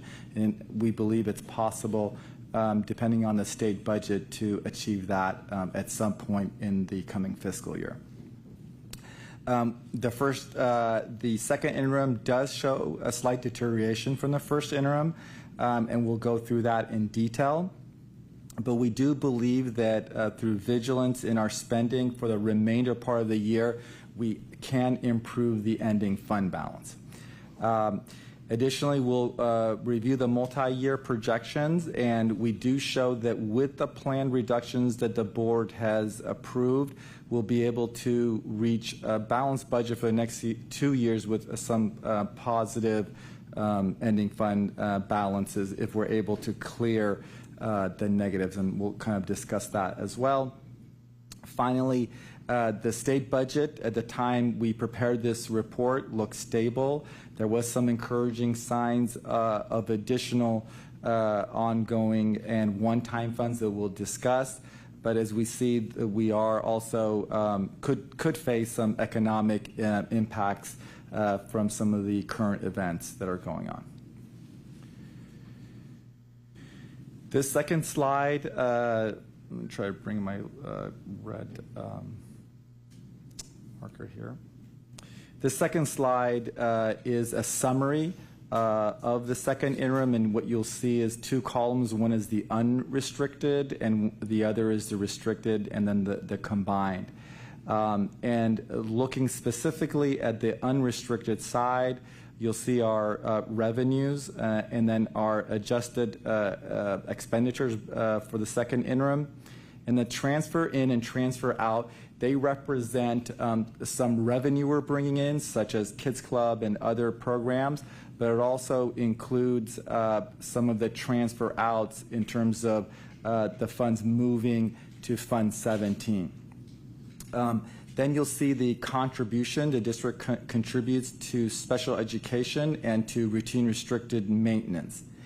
And then if you recall, the district has set aside about $2.8 million in committed funds for particular one-time expenditures that we maintained in the general fund that we didn't move into Fund 17.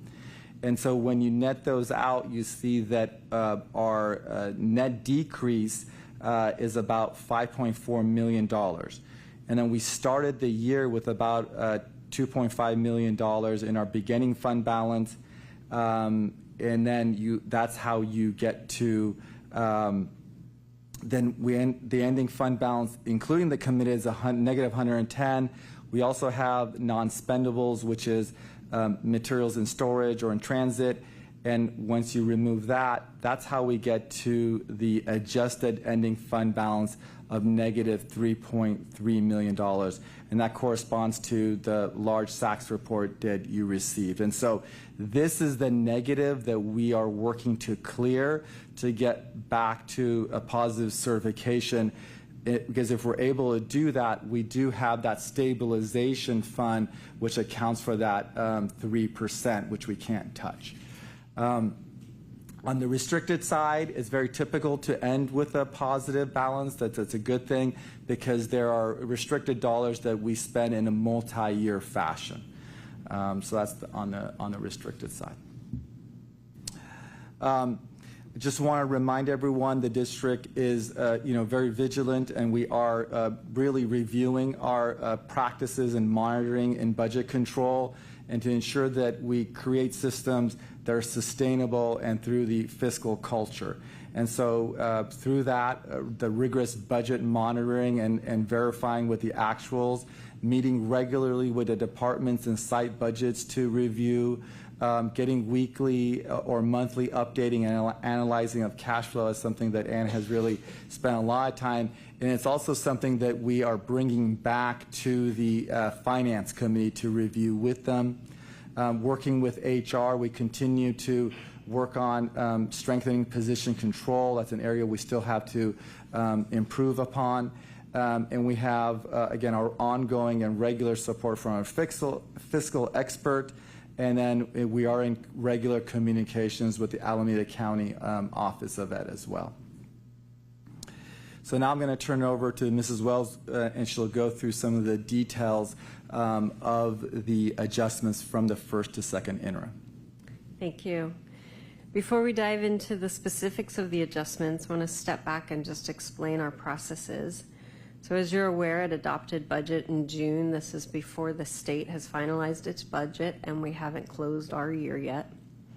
When there's significant changes such as this year, we bring a 45-day revise in August.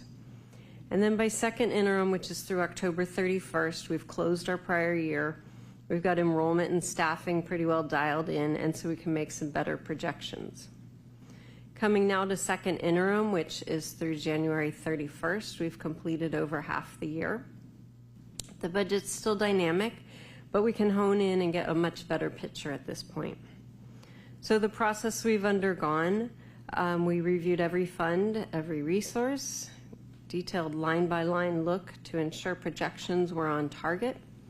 We look at historical trends, and we look at the burn rate for 7 out of 12 months of the year, and then apply this analysis to our projections.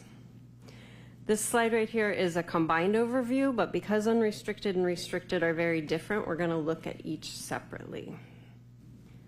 So moving into the details of the unrestricted adjustments. On the revenue side, we increased some in our LCFF calculation due to higher enrollment in ADA than we used in our last calculation. We have some increase in mandated costs and lottery. And then we added the Children and Youth Behavioral Health Initiative Implementation Grant, which is funding that is helping us get to the flow of revenue for medical billing. On the expenditure side in unrestricted, we have an increase in teacher substitute costs and custodial substitute and hourly costs. These are just some of the bigger adjustments. We have an increase in health and welfare costs due to more people opting in. A couple reasons for this, raising the cap as we did in previous negotiations, and then a change in and the uncertainty currently around Affordable Care Act subsidies. This does include the stabilization and committed that was moved out of the general fund to Fund 170 or Fund 17. And so you'll see an overall net variance from first interim of an increase of $800,000. Moving on to the restricted side, and as a reminder, these are resources that are restricted by legal requirement or by the donor. In federal revenues, we had an increase primarily from updating projections, including prior year adjustments and special education allocations, and an increase in local revenue, in part due to a reclassification of SELPA pass-through funds for mental health from Fund 100 to the general fund, about $1.2 million in site donations, some local grants, and updates to our outside billing projections. And then moving to our restricted expenditures, we saw an increase in salary and benefits. The big buckets are in special education for mental health, and then from funding from local grants, outside billing, and Prop 28.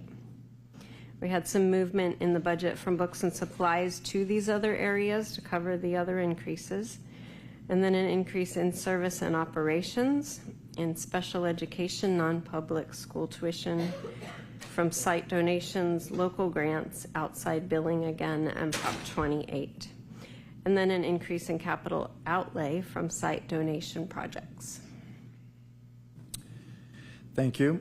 So when we look at the kind of like the bigger picture in our revenues, our total revenues for 25-26 is projected to be about $219 million. Of that, about 21% of it are restricted revenues. And again, those get adjusted throughout the year as we receive donations and other restricted funding. The district depends on state funding. As you can see, the majority of our funding comes from LCFF and the state, and 60% of the LCFF portion is actually through local property taxes, and that's why it creates some of those challenges in cash flow for us during the year. The LCFF portion that is supplemental for PUSD is about $5 million, and we'll go into some of the details. And then the 25-26 budget had about 2.3% cost of living adjustment to the LCFF from prior year.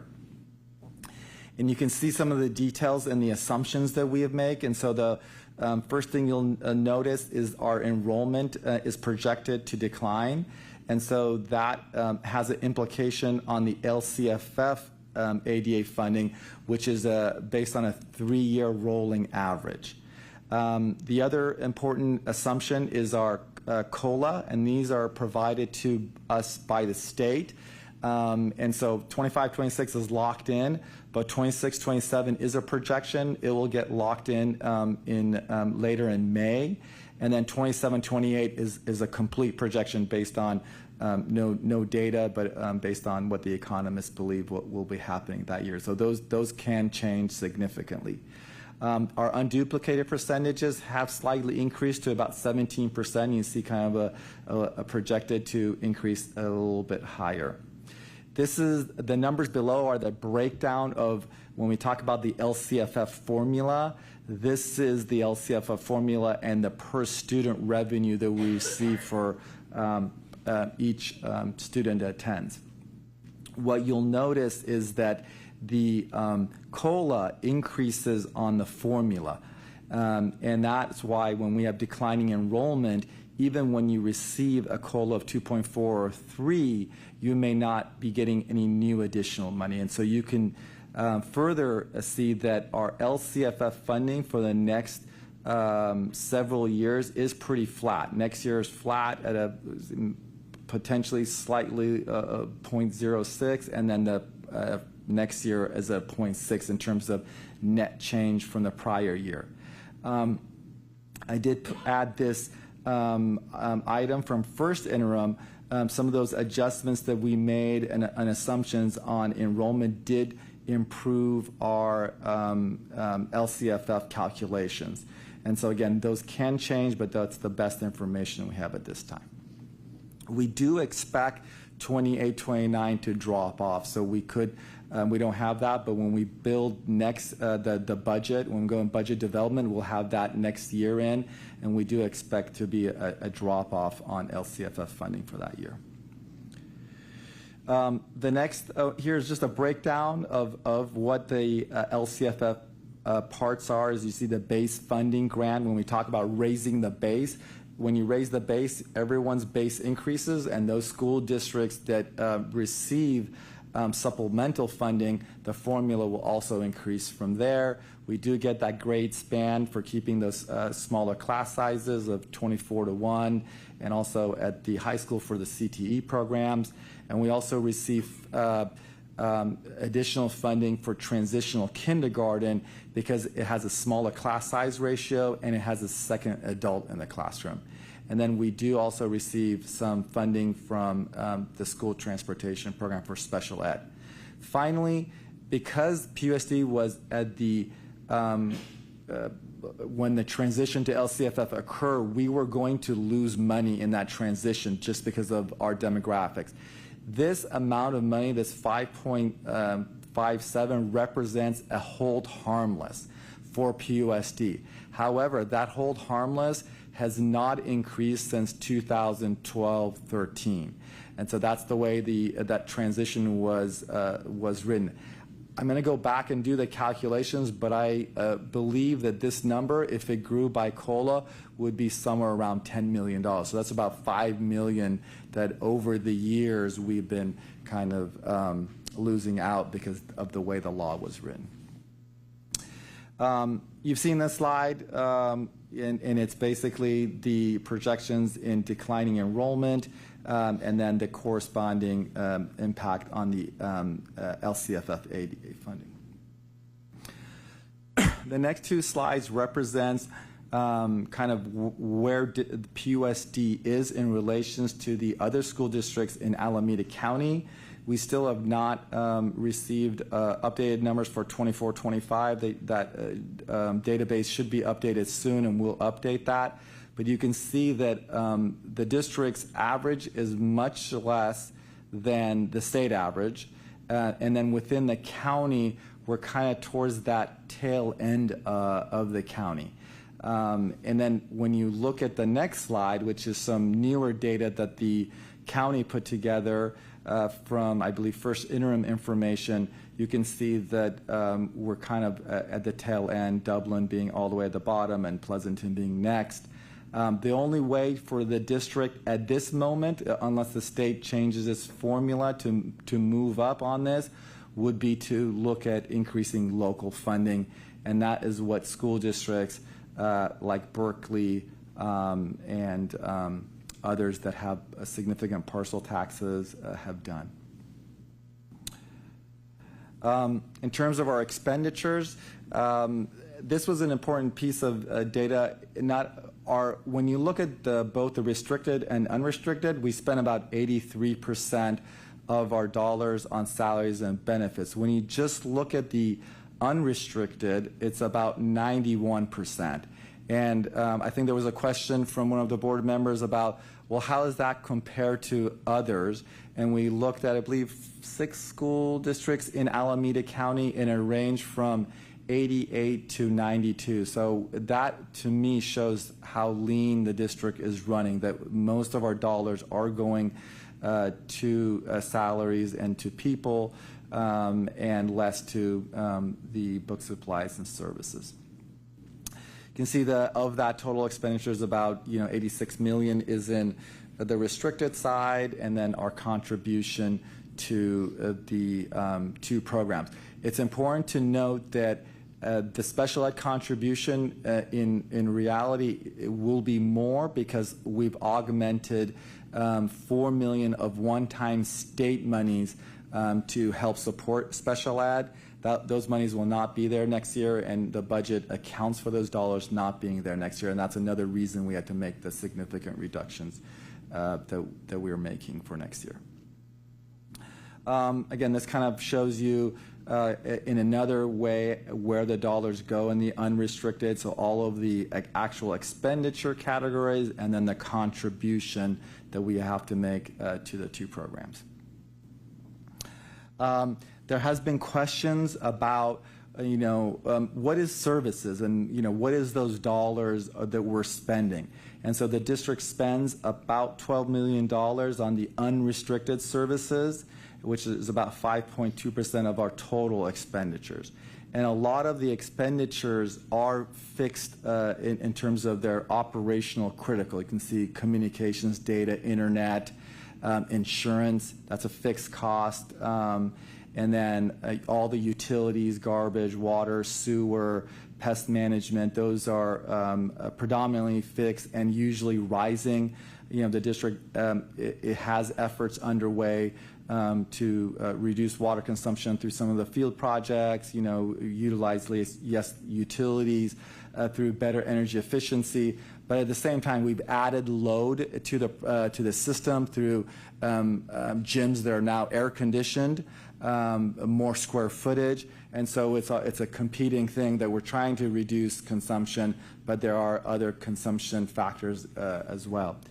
And then you can see professional consultant services is the next largest group. So the question is, well, what is professional and consultant services? So I further did a deep dive in that, and many of these costs are also fixed in nature.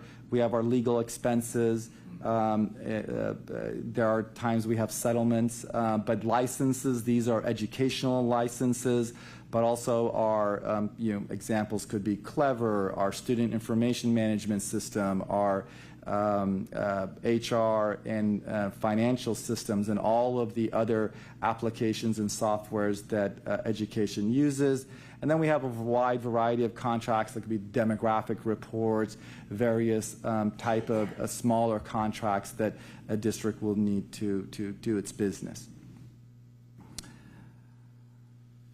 Other key assumptions, and these are very similar to the assumptions that we brought at the first interim. There hasn't been too many adjustments in these ones. We continue to bring in funding from the Catan lease. We are drawing down our OPEB, and we are bringing significant revenue from Kids Club, and we have projected increased growth in expenditures naturally through increases in cost of living and such in other areas. We don't at this moment have any compensation placeholders in the budget other than the natural increases in step and column for all employees. And we have built in the reductions of expenditures into the budget as well. Finally, I think these are a couple of important things that we're tracking, and in budget development, hopefully we'll have more clarity from the state. The state is projecting some additional monies into special education next year. At this moment, it's not in the budget, but if we feel more confident at the May revise, we can add that in. There is new monies coming for the ELOP, the after-school program, and so we're hoping that those monies can also be built into the budget. But the largest piece of uncertainty and the most important funding is right now is around the one-time funding around the student support and professional development. It's currently estimated at $6.4 million. And so based on everything we know, the amount can change, the structure can change. But if this does come through, it will allow the district to plug the hole in the large negative ending balance it has, and then to start to have greater resiliency in its budget moving forward. So we'll be watching that carefully. The state has also indicated they will continue the Learning Recovery Emergency Block Grant, and that is built into the budget. And we talked about the both the reductions are built in, as well as staffing adjustments due to declining enrollment. We've built both of those into our assumptions. This is a kind of a breakdown of the restricted programs, their ending fund balances, and the total ending fund balance for the district. So you can see there are programs that are multi-year in nature, and so those will carry through. And any donations that are locally given, if they're not spent this year, they'll carry through as well. And then you can see this is the non-spendable we were talking about, and then you can also see the committed funds. And once the textbooks are adopted, then we will spend from that $2 million for that textbook adoptions. The PARS payment will go out at the end of this fiscal year as well. And so the reserves are negative, but we're hopeful that we can turn that around and bring that back to a positive status next year. This just graphically shows our spent down of our unrestricted ending fund balance and the spent down of our restricted, and this is something we don't want to be happening. We want to kind of be around that $5 to $6 million, $7 million range for that 3% on a steady basis. The staff built in the reductions, and the total reductions approved was 11.2, but what you see here is 10.74, because when you added up all the ones and threes that were non-negotiated, there was some redundancies that we had to, duplications that we had to adjust for. So that actual total reductions at this moment stands at 10.74. This will fluctuate until we get everything landed, but this was built into the budget for the upcoming year. You'll see that the dollars that actually have to come back are smaller just because of the nature of the ones and threes that needed negotiations were different. Once everything is settled, we'll build it into the budget the way it actually is, and based on positions that have been that will not be coming back next year. The next slide kind of shows you that multi-year projection. Again, at this moment, we don't have the 3% reserve. We have a negative ending fund balance. But if we are able to save money from carryovers and future one-time monies, we can restore this to positive, and then we have the 3% set aside in the stabilization account. I updated these graphics that I've been showing in terms of cost increases, and it hasn't changed that much. Again, the only way we've been able to keep salaries flat is through the significant reductions that we've made the prior 2 years. Without that, these costs would be going up. You can see CalSTRS and CalPERS have gone up. Our special ed costs have gone up. And then most significantly, due to our increased contribution to healthcare, you can see those costs have also gone up. This is the other funds that we also manage, and there's quite a few of them. The good news here is all our other funds and programs are in very good status. Adult education is positive. Our child development fund, this is the California Schools preschool program. It is running really well. We're positive there. our cafeteria, which is our child nutrition program, it has a significant reserve, and those dollars are actually going to be invested in improving their facilities so that we can serve more meals and better meals. Our Fund 63, which is our Kids Club after school, you can see that it is also in good condition, and it is contributing to the general fund by that $2.3 million. The other fund that I wanted to highlight was Fund 17. We transferred that $8.1 million, which is the stabilization fund, and a couple of committed funds that we don't expect to use in the next year or so. The rest of these funds are one way or another related to the capital programs and improvements that are outside of the bond. Our OPEB fund is the set aside to help pay for the post-employment retiree benefits, and we have been drawing that down to be able to pay for those costs. And then finally, these bottom ones are either from the sale of property, and you can see we paid off the COP, then we transferred the money into from the sale of property that the state allowed us to transfer to the general fund. But you can see we do have $2 million that if we need to invest in a purchase of a property or something, we do have a little bit of money there. And then the major fund is obviously the bond fund. And then we do have a developer fee fund, which is Fund 250, which we collect money from when there's improvements or people improve their house or there's new construction. And then finally, the Fund 350, that's where when the state does match our bond funds, they deposit it in this fund, and then we utilize it in conjunction with the bond program. Yes, my final slide. We continue the rigorous budget controls, and we are moving into budget development. So March, we're meeting with all the departments, and we'll start to build the budget. And then in May, we will get the Governor's May revise. And so that's a very important piece of information for the budget development. And then this year, because we are negative certification, we're going to be bringing to the board the third interim for that last board meeting in May, and that will update expenses through April 30th. So it's another opportunity to make any final adjustments. And then the budget approval and the LCAP is a two-step process in June. And then after we're done, the state then approves their budget. So you can kind of see, it would be nice for the state to finish their process before ours, but that's not the way we do things in California. Okay, thank you. Questions, trustees? Trustee Carrion. Okay, can you go to slide 8? Which one? Slide 8. What's the title? Let's see. I'm trying to figure out the medical billing and if it's health billing. If there's a. Oh, okay. I think it's one of those. Yeah. Yeah.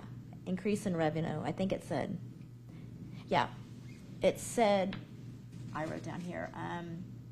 We have an increase of I think 1.2 in health billing. Is that the same thing as medical billing that we're getting reimbursed for? What do you mean by pass-through? It's not the medical billing that we've been talking about. Yeah. No, this is different. The mental health billing that we have been working on, we're still in the implementation process and have not, we've received a trickle of dollars, like maybe $500-600 through the process yet. This mental health is related to our SELPA. And so it's related to SELPA's mental health services and the way we reclassified some of the pass-through funds.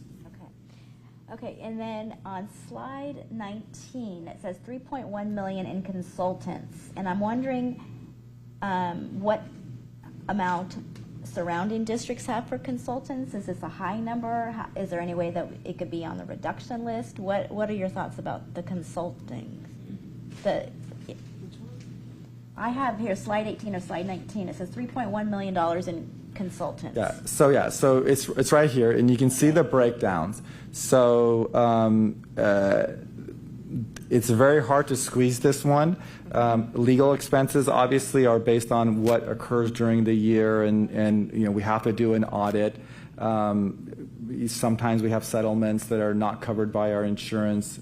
The bulk of it is software licenses, and so that's everything from the student information system to the financial software to Clever to all the educational applications that we use. So the metric that I kind of is good is that we're about 91% people, and that compared very well to our local surrounding school districts. So when you look at the books and supplies and you look at the total services, the 5,000s, we're pretty much in line.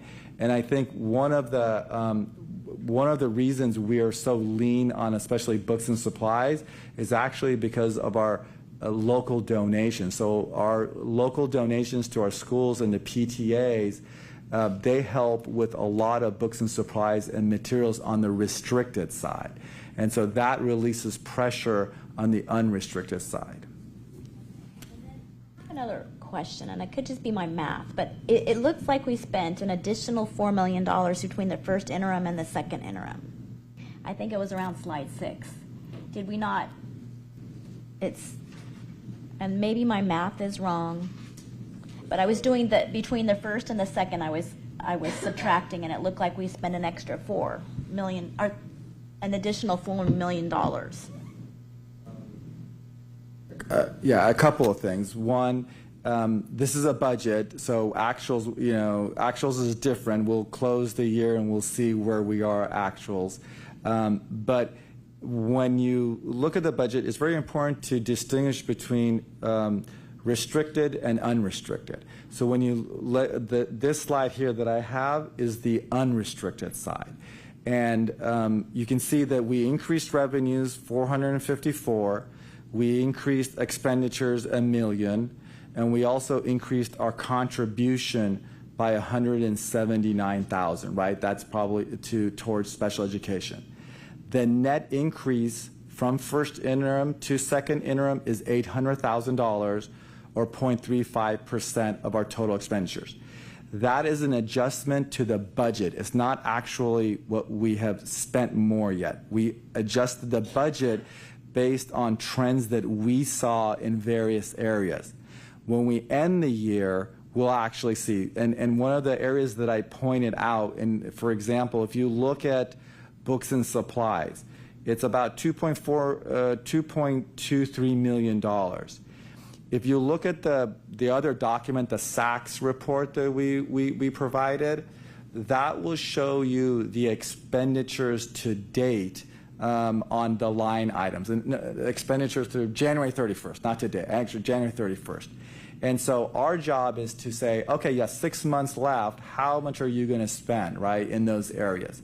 In some of those categories, we may not spend all of that. And on the unrestricted side, we can kind of, it'll help the budget. On the restricted side, if you don't spend it, it just carries over. You can't touch it. If someone donated some money, or if it's a grant, you can't just go and take it. But on the unrestricted side, if we don't spend, we didn't spend. So our ending fund balance could improve in that area. Now, we also may end up spending more than we've projected, maybe in, I don't know, maybe subs. Maybe the next month, a lot of people are sick more than we projected, and so things can shift. But what we've tried to do is do our best based on historical data, and there were spreadsheets that Kate gave Ann and all those good things to try to be as accurate as we can for the future.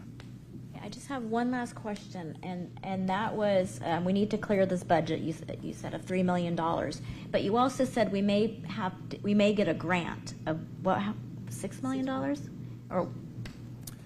Yeah. So how much is that grant? The grant that we yet don't know, and which is a significant grant, is the one that we received this year. It's a very fancy name. Student Support and Professional Development Discretionary Block Grant. Correct. That's a significant. So, but at this point in time, we don't know if that's going to come to fruition. And because it's a large amount of money, we have indicated it, but we haven't put it into the budget. It probably will not get resolved until the legislature and the governor hash out their budget differences. So the legislature will approve a budget, the governor will want to do something here, and they'll find a way to get to a compromise. At that point, if they do and the budget's approved, this program may change. It may be less, it may be more, it may be different. Then we can then count on the dollars. And so we're just indicating that it's a potential, but we're not saying you can count on it. You're saying that it would be after our budget is approved, right? Correct. And the other thing is it's one time. So what we're trying to achieve is ongoing budget stabilization, incoming and outgoing match each other. So that's why if we do get this one-time money, it will able to bring us out of the hole and give us a little bit of a cushion room going forward. But it's not money that we want to spend on ongoing expenditures. Okay, but one last question. You said we need 3.3 million to clear our budgets, right? Do you have any? How are we going to do that? Well, one, is to continue with real tight spending. We might end the year better, and we're also looking. There's going to be some one-time money. We just don't know how much, right? It may end up being $3 million, so that $3 million can go towards this. Trustee Jones. All right, so I also have a couple of questions. I was literally just in Sacramento lobbying about Prop 98 funding. So, there's a lot more members that are supportive about it. So my question is, the interim budget that we're doing right now, since as you've mentioned, you said that we are only taking into account the money that we are seeing so far from these budgets. Do our budget assumptions so far put in the deferral of that $5.6 billion from Prop 98? No. So so what you're speaking about is the governor in his budget has underestimated how much would go to Prop 98 by about $5 billion.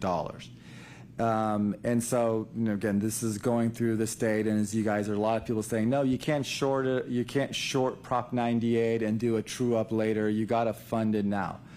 We don't know where that will end, and we don't know in what form of money in Prop 98 the governor would give to us. So the answer is no. We just don't have any information on that, and so we wouldn't be able to build it into our budget. The governor could take that money and put it into facilities or put it into a rainy day fund. There's a lot of things he can do with that Prop 98 money, so that has not been factored into it.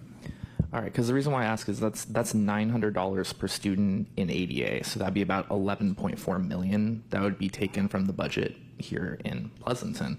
So that's why. So right now, our budget is currently built on the idea then that the legislature is going to deny him that defer.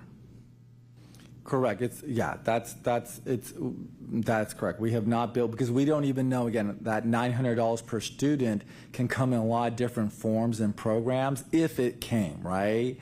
And so because of that uncertainty, the same reason that discretionary block grant money is also not clear yet, we have not and cannot build it into the budget. Okay. Because that's a real concerning one, because that loss would be a nightmare. And that's why we're doing what we are. So my next question was, I did see that there was around like a 4 to 5% like variance in, around 4 to 5% variance when it came to like salary and service operations, but which is better than prior years. And so but still, like a little bit of it is a concern still. So my question was what are we doing to, because you brought up why, which is great. So my question really is, what are we doing to mitigate in the future those factors from hitting us like that again? That's a great question. So some of the largest variances you see are on the restricted side. On the restricted side, because we don't budget, like let's say local donations until we actually get them, you'll see local donations. If you look at this slide here, which is on the restricted side, at adopted budget, it was 2.2 million, and now it's at 7, right? And so some budget line items you'll see, especially on the restricted side, variances. Our goal is to really reduce the variances on the unrestricted side, right? Both in projecting revenue and also in expenditures. And so as time goes on, the more data we have, the more we have to almost build a little bit of a probability in our budgeting in terms of saying, look, we've seen, for example, sub-cost inch up for a wide variety of reasons. Let's make sure we have it covered. We may see budgets where leaves and other type of factors are coming in. So we have to kind of build a little bit more conservative budgeting. And that's one of the things we've been talking about. Where do we see risk, and where do you need to build that risk into the budget? We were talking today with special ed and saying you can never get it exact on special ed because you never know the students that walk in the first day, and you don't know the students that might walk in the middle of the year, right?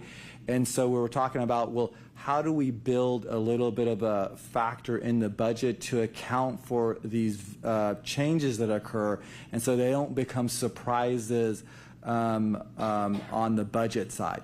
Now, by budgeting like that, it may, on good years, mean that we end up with a little bit more money. But it's, I think, better to end up with more money than to end with less money. And so there's trade-offs when you start budgeting that way, but that's where we're trying to work it in. All right, and then my last question is, when I noticed that garbage, water, and sewer were part of that 45% that we're dealing with, my question was, is that in part because of the city raising its rates recently? So that pie will always be kind of a large piece of it, but yes, has it increased? Yes, it has increased. I think when I first came here, our total water bill was around like 500,000. Now it's like close to 900. You know, the water and sewer piece of it, and so and as you all know, utilities have gone up too. And we've added air conditioning units at our middle school gyms, right? And so those loads increase our cost.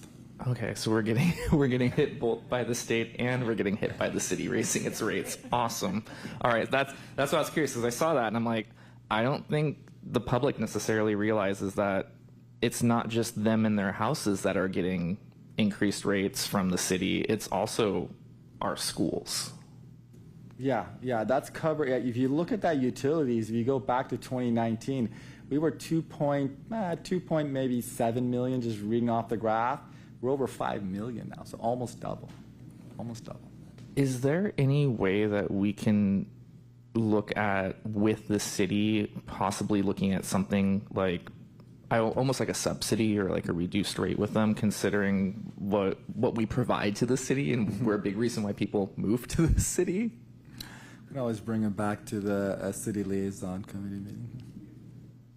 Thank you. Good recommendation. Any other questions, No, Trustee thank Jones? you. All right, Trustee Walker, you're up. Okay, I would expand on Trustee Jones. More specifically, for the $748,000 increase in salary and benefit costs, especially the increase in the teacher substitute rates and the sub hourly. Okay, what specifically is driving that increase? So there are a couple of factors. One, I think since COVID, I think there's been a trend that we've seen that just sick leaves have increased. I mean, that's just a trend because we go back and look at we had more staff and the costs were less, and so that's been an impact. So higher staff absences? Yeah, okay. yeah, and I think we've seen that trend with all our groups. We've seen that with all our groups. So again, that probably in budget development for next year, we're going to account for those better. Okay, yeah, that was my next question. How are you going to account for that in the multi-year projections? My other, the increased benefit cost for retirees, isn't that fixed? No, so that depends on who retires and when, and so as we get more retirees, and if those retirees qualify for our OPEB benefits, those costs will go up and down. And so we did have kind of a group that went through when we had that PARS, Yep. and so it tapered off, but I think we're starting to, now that we're tapering off that, we're starting to probably pick up more retirees now. Okay, so then I know you just explained it when Trustee Jones asked you, but our original budget, and this is the combined on the variance report, for certificated salaries, it's 101 million, and now it's 104, but you're saying that's because of the restricted side? Yeah, if you look at it, the unrestricted side of that has gone up. We increased it. Let's go to the. So this is the restricted side. If you look at it, that's about, I think, maybe $750,000 between salaries and benefits that have increased. And then when you look at the restricted side, that's over $1.2 million. And so again, those are programs. For example, Prop 28, we could have hired teachers and staff to spend those dollars. And I know that's been an important thing. We have CTE grants, and we've had other type of programs that are restricted funded that have added staff to the district. Okay, all right, thank you. Okay, I have just a couple questions. Can you go back to the slide that Trustee Karen was asking about the contracts, that pie chart? I loved that. Thank you. I don't know if I've seen that before. Okay, so this is actually going to go back to something that was approved on the agenda earlier today, but I think it's a really good point to make. Mr. Dialazo, I'm going to kind of put you on the spot here in terms of the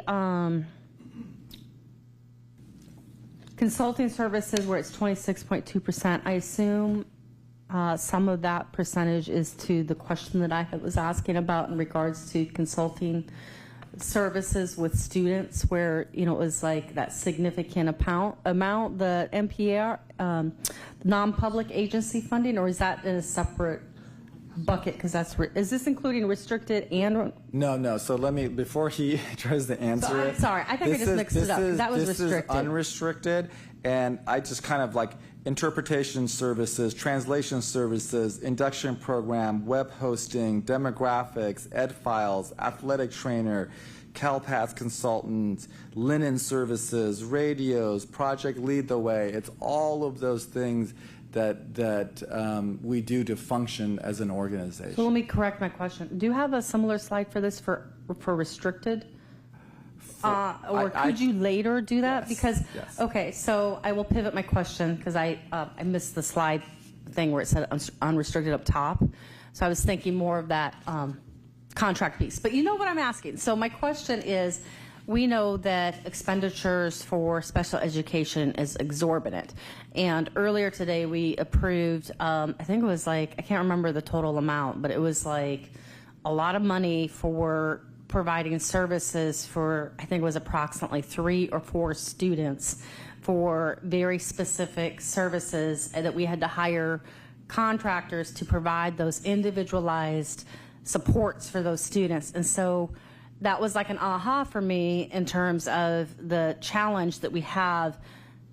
That's where a lot of our special ed costs are coming. So can you elaborate a little bit further? And I know it's probably not on a slide here, but just like in general, the amount of money that the district is having to pay for increase for those specific services that we keep saying we're going to try to hire, but there's some positions, some services that we probably can't hire, and we need those specific services. So maybe you could help clarify that. Because my understanding is that has gone up a lot. Yeah, thank you. So I think your first question, I knew you were thinking about contracts. I know, I kept looking and back so I was at you. going to ask Ahmad, hey, can you clarify what consulting means? So it's really a great question, and maybe I'll give a little bit more context to what you're asking. We've been doing a really deep dive on special education expenditures, and we looked at a 5-year comparison, kind of like what Ahmad did here on your slides, from 2019-2020 to what it is today. There are 5 structural forces that are really driving expenditures. One of them is the intensity of the needs of our students. And so when you think about special education, these are mandated services, programs, instructional strategies. These are all mandated, and it all starts at each individualized education plan. So when you have more intensive needs students with autism who have behavioral needs, mental health services and supports are needed, that naturally is going to be more expensive. And I'm going to get to your question. So that's one, just the intensity of services and needs for our students. The other thing is we know students in special education have a higher adult to student ratio, period. You walk into a special day class, there are a lot of adults serving not 35 kids, but 10, 12, 15 kids. There's adults in there. Why? Because the students have those very specific needs. The third driving force that we've analyzed is on that graph where you saw increase in health, increase in salary and compensation. Special education staff, there's a lot of special education teachers, there's a lot of paraeducators. So it's a very natural connection with district compensation increase, salary increase, special ed staff increase is gonna and stipends. Yes, hard to fill positions, we've added stipends. All those compensation and health and welfare costs are all connected to that rise in special education. That's actually number one when we were doing our analysis. Staff compensation and health and welfare of both teachers, specialists, and paraeducators is literally the greatest force. When you have high intense needs students who require very specialized services, this is getting to your question, President McCaughey, sometimes we cannot hire in-house people to provide that specific service. What does that mean? We are mandated to provide the service. We're unable to hire that very specialized service like behavioral support, mental health support, again, for special needs students. We then have to contract out for that service. So that's driving that contract costs because of those factors that I'm saying to you. And lastly, I'm just going to say it, the state and federal funding is not catching up with the needs of our district and districts throughout the county and throughout the state. We just are not getting the funding. What does that mean? We dig into general fund. Thank you. Well stated. So yes, I appreciate all the clarifications for my intended questions, so thank you. I do have one last question, and that is related to, if you could go to, sorry, go all the way to the second to last slide. It was on the other fund slide, please. Second to last, yeah. This is just a really basic question under deferred maintenance, Fund 140. Why are we getting revenue? My understanding, whenever that comes up, that fund, the plan is to basically dissolve that fund, or that's what my understanding is. So, that would be interest on what's in that fund. And yes, it is no longer mandated. We had moved the bulk of it out. But that's a little bit that's remaining, and so it's earning interest. So it's just interest. So What's the process to close that account out? I mean, it just seems, is there a reason why we're not closing that out? Or just for revenue for that small interest that we're getting? Or, it was just a clarifying question. We have actually talked about that with Caitlin and are exploring options for that. Okay, great. And then there's, sorry, one last question. Under the Child Development Fund Child Development Enterprise Fund 630. So what is the goal in terms of, because I know when I first came on the board, there was not a lot of revenue that was not as prioritized at that time. So what is the goal in terms of helping to increase for revenue in that particular fund? So we've significantly increased revenue generation, and so when I also joined, it was self-funded. It funded itself. It was a smaller program. We've almost doubled the number of students we serve from about, I believe, 450 to over 800 now. And we're continuing to plan for growth next year. We're hoping to grow by about maybe another 50 or so students. And so that will increase our revenues from this fund further. So that takes care of two things, obviously the needed parents, more opportunities for parents to bring their TK and kindergartners to our school because we have more capacity. So it helps with the enrollment side. It helps with the parents having support for before, morning, and after school. And then it also brings revenue. So I think that's been an area of growth, and we've accomplished it on multiple fronts. We've had more space to be able to do that, to take some of those available classroom spaces and work with the schools to expand the program. And we've also been very thoughtful about maintaining the quality of the program. We are also exploring the opportunity to do some public-private partnerships in some of our school sites that were heavily impacted, bringing an outside provider to also support with after-school programs. And so we're hoping to launch that also for next year at 2 of our school sites. Yeah, let me add to that another reason to expand it besides making revenue. And if we go with vendors, we're not necessarily looking to doing it for direct revenue. We're doing it because we have found, as you well know, that the opportunity is to make a long day for TK and K, where parents can drop off their kids in the morning and the afternoon. So it's kind of a double benefit in a sense, because when we increase kids club, surely we'll make revenue added to the fact that it's enticing for increasing enrollment. Okay, thank you. Those are all my questions. Any other questions? Okay, great. I'm going to open this for public comment for anyone in the audience. Okay, we'll close public comment. So this is an action item, but before we do so, I'm looking for wrap-up comments. Trustee Jones. So I think this is a good reminder for us that we can't really save our way through declining enrollment. Like, at the end of the day, we need to bring in more students one way or another, and one of the ways that we do that is by bringing in students from other districts that are making poor choices right now, and whether they're closing schools, blocking AP courses, whatever it might be, because those are the places and the people that we can bring in. PVA is a virtual academy. It's a perfect example of a place that can do that, and we've kind of talked about that in the past. And so, looking at how can we bring these people in, because we need two things. We need revenue generators, and the city needs more housing. That's just a reality. We can't say that we want middle and low income people to work here and to bring their kids to our schools here, and then at the same time tell them that they are undeserving of living here. And that's been an issue, in Pleasanton for a while that we need to address.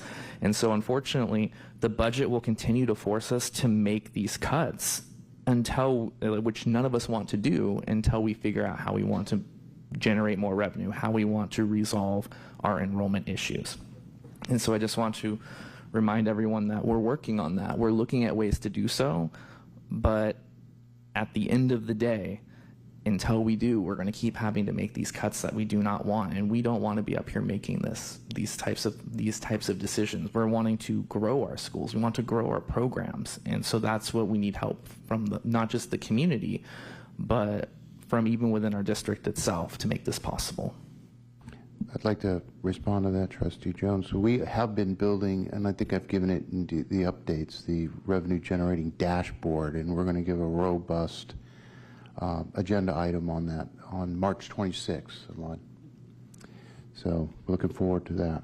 That's great. Other comments? Trustee Carrion? Trustee Walker? No, I just think that this is a very difficult time, and I just appreciate all the time and energy that you guys have been putting into it. Thank you. Okay, I'll just make a concluding statement. Once again, I appreciate the work that your team has done. Very comprehensive. I do appreciate the visuals and the improvement modifications. Just that I know you're continually reflecting on how to display the information so that it makes sense not only for the trustees but for the general public who has access to the information. As we know, we're getting a lot of fiscal questions. I just would like to state that I do applaud the district's efforts to be really transparent on pivoting, making changes, and really working hard collectively with staff as well as with the board and guidance with the superintendent, and also in collaboration and information of what other districts are doing across the state. At the end of the day, I would just reiterate with the board, part of our goal is to really work with the district for the long-term strategic planning so that we're not kicking the can down like we did a few years ago with the one-time funding because at the time we validated it. And now we're all saying that was a mistake, and that's something, I've stated it before, that's like trustee 101 training. You can't rely on one-time funding for sustainability. And just, we know that there's been challenges in the past in this community with the fiscal crisis in 2009. And so some of the challenges this district has been dealing with, we can't just put it up for, yes, we're having state funding challenges, and the state has to make some changes. But at the end of the day, because we do have that local control, we do have to be smarter and more strategic long term. And so I applaud the district on how, I would say, as well as the board and what we've been doing diligently in the last year or so to really hone in and being open to say this is where we've made mistakes, this is where we need to change, and we're going to continue to do that because that's what the community is asking for. They voted us in as trustees to do the oversight, but more importantly, they've also been asking for that communication and the transparency. So that said, the work's not done because we do need to support our students, and that's our job. So that's what I would like to say. So thank you, everyone.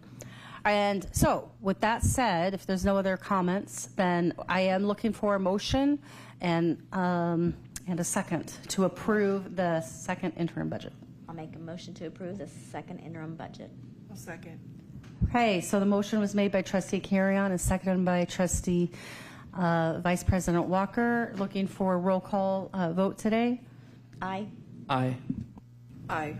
And aye. Motion passes for a yes, an aye, and one absent. Thank you. All right. The next several items are going to be related to facilities.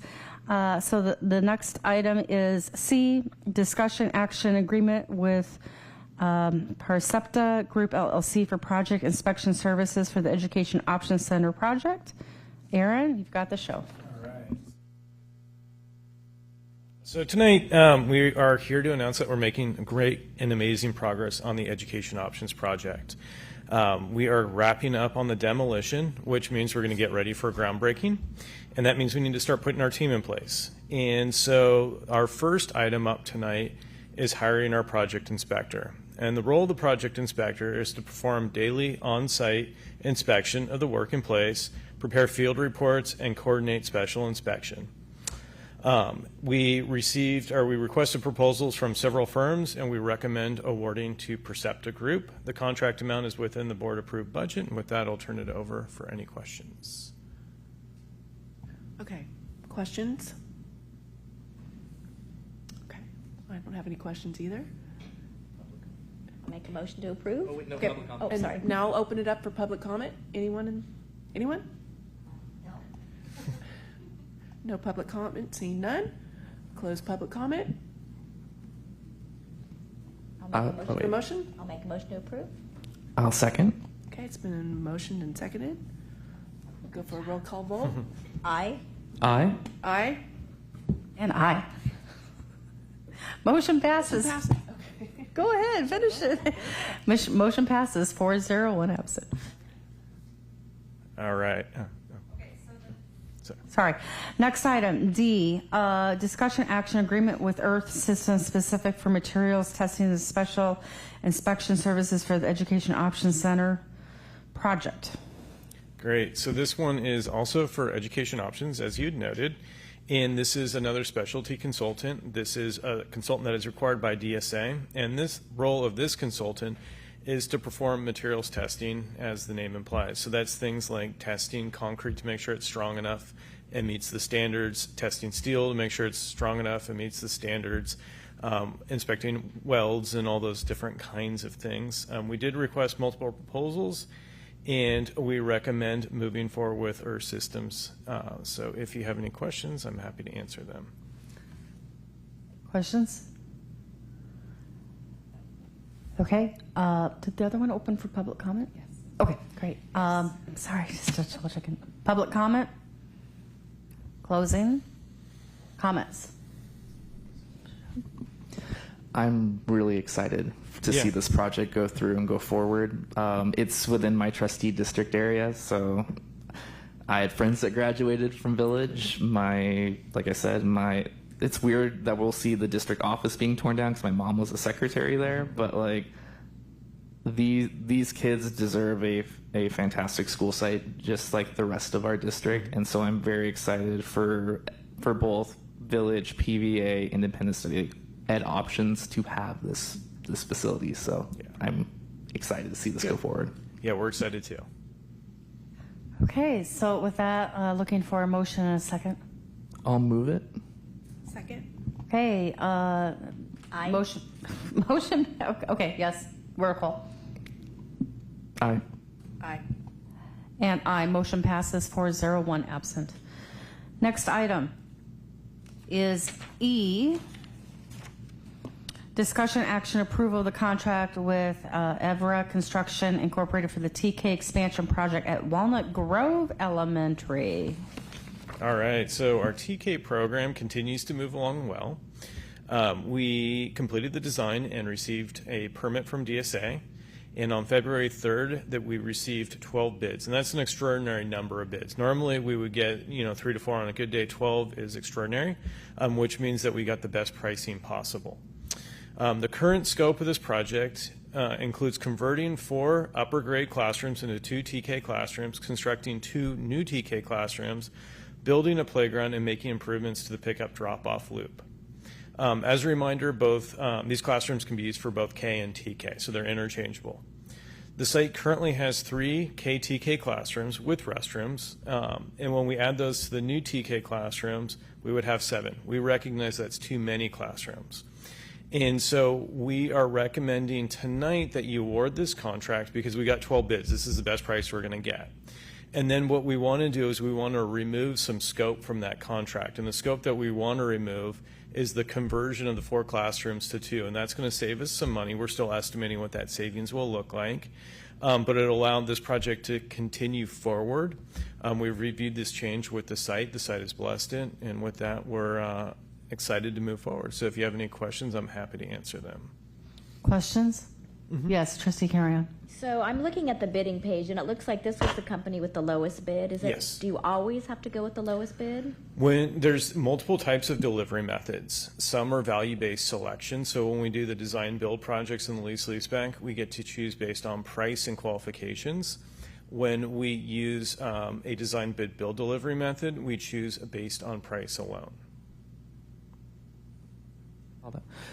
If I remember correctly, if one of the companies that has applied has had a bad review or rating from us in the past, then that allows us to not always do the lowest one, correct? That is a very nuanced question to answer and a very difficult one. It would be very circumstantial, and it would come down to a number of different factors. Oh, that's fine. Yeah. Trustee Walker. Okay, so their bid was the 6.2, but that's going to come down in scope, correct? Correct, yes. That's going to be significantly less. I wouldn't say significant, but we will see a cost savings. You'll see a cost Yes. savings. Okay. Okay, I have a couple questions. So the recommendation is to not remodel the existing classrooms. Can you elaborate on that in terms of, does that mean the building 3 additional new classrooms and not fixing the existing ones? Okay, so there's this is kind of complicated to explain, but there is 3 existing TK classrooms, right? And we are going to build 2 new TK classrooms next to them. We're not touching the 3 existing. And we would do likely a very light modernization in the 4 classrooms that we're not converting into new. And so the idea there that we're kind of contemplating right now at the site, but we haven't fully vetted it yet, is to move the PE and music programs into those 4 classroom spaces. And that would allow us to remove the portables, pick up some more playground space for the students, and kind of right size that campus, right? So if we remove those portables, we end up with a net 0 add of classrooms on that campus. So there's actually a benefit as we have declining enrollment. But that's kind of the plan right now. And we have a slide deck we can speak to if that's helpful. Yeah, no, I do. I thank you for pulling it up, and I know it was discussed at the facilities committee. So just to say it in a different way, because I am familiar with that campus. So right now, the music and PE's in the same? Music and PE are both in the portables in the back, kind of by the NPR.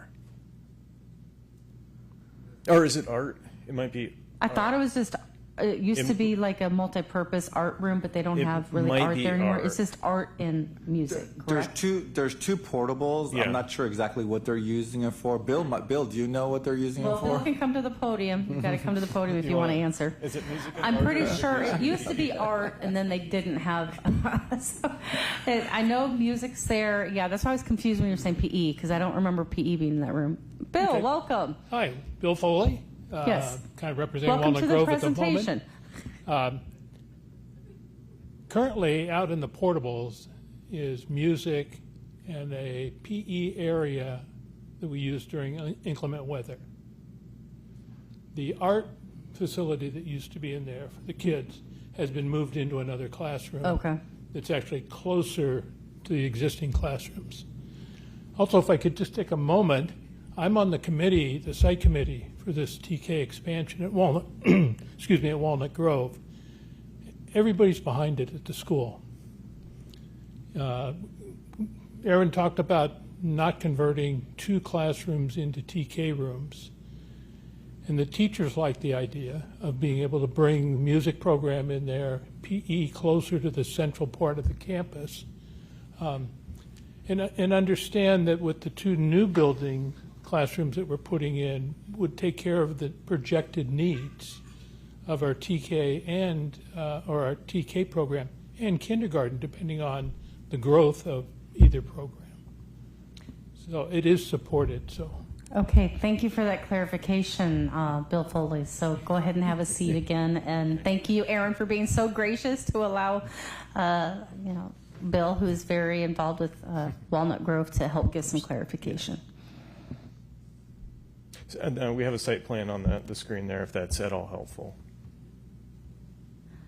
I completely still lost track of what we were doing. So, sorry, I was so nervous. Sorry. Yes, so those are all my questions. So, any other questions? Yes, Trustee. To piggyback on that, I appreciate that you're doing with the declining enrollment. Mm-hmm. And so, is there any flexibility? What happens if we get a lot of extra kids? Yeah, so we always want to keep that in the back of our mind. And so, there's a couple of things that we can do. One is when we're removing the portables from the back of the campus, we can keep the utilities out there so that in the event that we have change in enrollment again, we can mobilize a couple of new portables, rent them, put them out there. And then that is kind of a quick solution, buy some time, and then we figure out the longer term planning. But right now, Walnut Grove does have some capacity in there, so we do feel good about making sure that we're right sizing the campus. And so then we'll be saving money and not renting these portables? So these portables are owned. At first we thought they were leased. We had to do a bit of research, and it turns out we own them. But there is an operational cost, and they are in kind of nearing end of life. And so we would probably need to put some money into them to keep them if we were to keep them. But again, that's a decision that we're still working through with the site at this point. Hasn't been fully vetted yet. Yeah. Great, thank you. I appreciate the thinking. Mm-hmm. Okay, if no other questions, then we'll officially open it for public comment for any public comment, if you want to extend anything from what you said. Okay, all right, thank you. Okay, so we'll officially close public comment and looking for comments before we look for a vote. Okay, I'll just make one comment just to kind of add to what our citizens said. Wanted to thank the collective effort to work with the campus. I know you do that with every project, but I think it speaks volumes when there's that user capacity insight to make sure it's the best decision.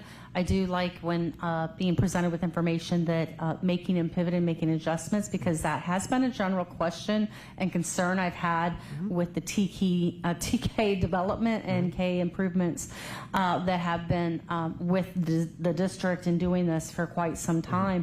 That was always my question. Are you sure that that number's right? Are you positive? And I always appreciate the flexibility when we're making those modifications to the facilities. When we have factors that may change it. So that's great. So with that, I'm looking for a motion. I'll make a motion to approve. I'll second. Okay, we've got a first motion by Trustee Carey and seconded by Trustee Jones. Roll call vote. Aye. Aye. Aye. And aye. Motion passes 4-0 and 1 absent. Okay, next on the agenda is F, discussion action agreement with HED architects for the district-wide food service upgrade project at Valley View Elementary School. All right, so we're really excited about this next project. The scope of this project is to provide improvements to the kitchen along with some additional shade. Every one of our elementary schools is always craving additional shade so their kids have a place to eat in the inclement weather. The agreement with HED includes a food service consultant, and this contract will carry us from programming all the way through construction, right? So at some point when we're done with the design, we will bid it and we'll bring a construction contract out, but this is the all-in contract for the architect side of things. So with that, we recommend that the board approve the contract with HED. Okay, questions? No, I was just confused. You said it was for district-wide food service, but then you also said shade. Yeah, we kind of combined two scopes of work. So we're looking at how do we better serve the kids during the lunchtime period. And so it's a combination of kitchen enhancements, and then we'll be building a shade structure out there for them. Yeah. Other questions? Okay, opening this item for public comment. Closing for public comment. Okay, comments before we take, yes, Trustee Jones. Valley View is also my area. I really appreciate the work on this one, because Valley View is one of those sites where like this is a quality of life improvement as well for students, staff, faculty, and families, and it's a way of helping bring more families and students to that site. So I appreciate the work on this. Good. Okay, looking for a motion. Trustee Jones. I'll move it. And a second? Okay, thank you. Roll call vote? Aye. Aye. Aye. And aye. Motion passes 4-0 and 1 absent. All right, just a few more items. Discussion action agreement with Crawford and Associates Incorporated for geotechnical services for the Education Options Center project. All right, so it's our last item tonight for me. You all have a little bit more. So we're going back to the Education Options Center for our final agenda item. We're asking the board to award a contract with Crawford and Associates to provide geotechnical services for the project. This contract is a time and materials contract, not to exceed $119,889. And the role of a geotech is to monitor the site work. So that's moving the soil, compacting, digging trenches, that kind of thing, to ensure that it complies with the contract documents. So they're going to be observing the work, they'll be providing reports, and they'll be using specialty equipment to confirm that the soil is properly compacted to prevent future settlement issues. And so that site has some particularly challenging soils on it, so we want to make sure that we pay careful attention to that scope of work. So with that, I'll turn over to questions. Okay, questions? Okay, opening for public comment. Closing for public comment. Comments? Well, we do appreciate this. Thank Awesome. you. Great, Being thank you. on the facilities committee, I've come to appreciate all the technical information that is put behind the scenes to put together and help modernize and support our facilities. So with that, I will motion to approve this item. Second. Okay, a roll call vote. Aye. Aye. Aye. And aye. Motion passes 4-0, 1 absent. Okay, last but not least, discussion, action, adoption of a declaration of need for fully qualified educators. Thank you so much. So this is an annual item that we bring to the board prior to issuing any emergency credentials for our teachers. We have to submit this document to the Commission on Teacher Credentialing. Contained in the document is the list of the types of emergency permits the district anticipates needing, the efforts we've made to recruit and develop those certificated educators, and then the verification that this declaration was adopted at a public meeting as an action item. So our recommendation is that you approve and adopt the attached declaration of need for fully qualified educators for the 26-27 school year. Questions? Trustee Carrion? Yeah, I have a question. With our RIFs, we have like 45. Yes, so if you look through the document, you'll see that most of the areas identified are high needs. Well, there's like 3 multiple subject. And hard to fill. The reason we overestimate is because if we go beyond 10%, we have to come back to the board for approval. So we do a little bit of overestimating. Yeah, again, I don't see why we would need 3 multiple subject when we have so many on the RIF list. Is it just common practice or? Yeah, this is common practice, Trustee Carrion. So if you underestimate, again, we'd have to bring it back, and we can't predict what the outcome of our layoffs are going to be. So it's better to overestimate here and not have to return. Thank you. Other questions? Opening this item for public comment.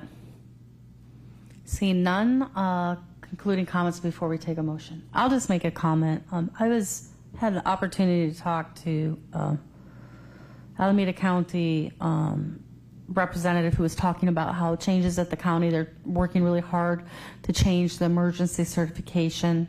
And have you heard anything about that in terms of that the processes to get certification is improving, making it easier, or any information on that? Yeah, the county has developed a PATH program, and they offer a lot of different avenues now for individuals looking to become credentialed.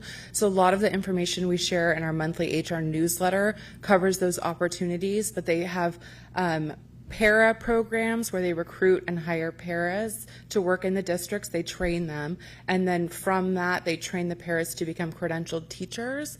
So, and you all know we also have our classified to teacher grant that we support here for our classified members to become teachers. But yeah, the county's done a lot of development in those areas, specifically around special education. Okay, great. Thank you for that clarification. So, all right, looking for a motion. So moved. Second. Okay, thank you, and roll call vote. Aye. Aye. Aye. And aye, motion passes unanimously, and one absent. All right. Make a comment? What? Can I just make a comment? What? Can I make a comment? Oh, I'm sorry. It's okay. Yeah, you can. Yes, I apologize. I just wanted to make a comment to both Namarta and Tony, and that I know that this week was really difficult, and that you guys spent time with every person that got a layoff notice. And I want to just say that I really appreciate the time that you guys all put in. Thank you. Thank you, Trustee Carrion, for that. Honestly, we felt it was the least we could do, and we felt the difficulty was for the employees we were meeting with, but we do appreciate you mentioning that. Okay, thank you. Okay, so yes, now we're actually going to go to board reports and requests, which Trustee Karen, you kind of provided a natural segue for that, so I'll let you start. Thank you. I went to the curriculum and instruction meeting, and that was very interesting. And then the city liaison meeting, and they've decided that they're going to only meet quarterly, not every month, which I objected to, but I got outvoted. PPIE meeting was very interesting. They were talking about which programs they want to invest in. They had a really good debate, and they haven't really decided how they're going to spend their money on. I also went to the WASC accreditation meeting for Village, and they're doing some outstanding work at Village. And then last night, the Founders Day, again, it was really interesting. They were discussing the budget and how PTA wants to prioritize how they're spending their money. So I appreciate that everyone's working together to solve these problems. What is so funny over there? I'm so sorry. I apologize. Keep going. I just reminded Maurice about something he needs to announce, so I apologize. Pivoting, I was on the picket lines with Dublin teachers before I went to work during the week, so it's always an interesting experience. None of they haven't been on strike in 20 years, so that was a big deal for them. On Wednesday and Thursday, I was so today, part of why I was late was I was lobbying at the Capitol with CTA members. CSBA was also there to protect Prop 98 funding.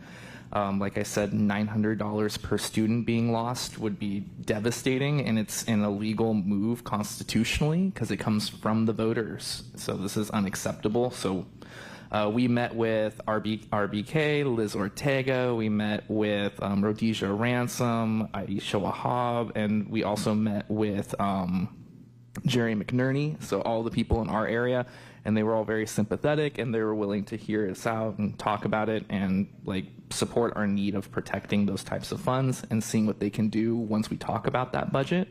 I was also at the PVA Village WASC accreditation. That was a lot of fun to see. And in conjunction to that, I actually brought up with the Assembly Head for Education their request that we fix Ed Code when it comes to independent and virtual study, since that hasn't been updated since the 80s. So they said they would try to look into that. I'd also like us to follow up on the request that PVA be recognized as a school to watch. I think that would be really cool. Model school, yes. I also was at the CNI meeting, and it was cool seeing the students come forward about the initiatives, especially around climate change. And then as far as requests from me when it comes to the future, I think it would be interesting for the board policy committee to potentially looking at when we're doing purchasing, looking at possibly how do we prioritize local businesses or ones that match our values, and then also looking again at that an equity plan for our site and bond constructions and repairs and how we do that. Okay, great. Trustee Walker. Okay, I went to Valley View to dinner with a scientist, and it was the most amazing event. I mean, they had probably 90 kids there. They had, I think, 12 scientists who were spectacular from the lab and from Sandia. I mean, the kids were spectacular. They're so intelligent, and it was just an amazing night. So thank you, Trustee Jones, for allowing me to attend that. It was put on by their science specialist. It was a great event and so well attended. I also attended Tri-Valley SELPA meeting. And last night I went to Tri-Valley RLP meeting, where we went over our second interim budget, and thankfully they have a positive certification, and I'm hoping that we will have one in the coming months. And then I didn't get to go on my tour with the superintendent of Amador, Fairlands, and Hart, but I hope we can reschedule soon. Okay, that's it.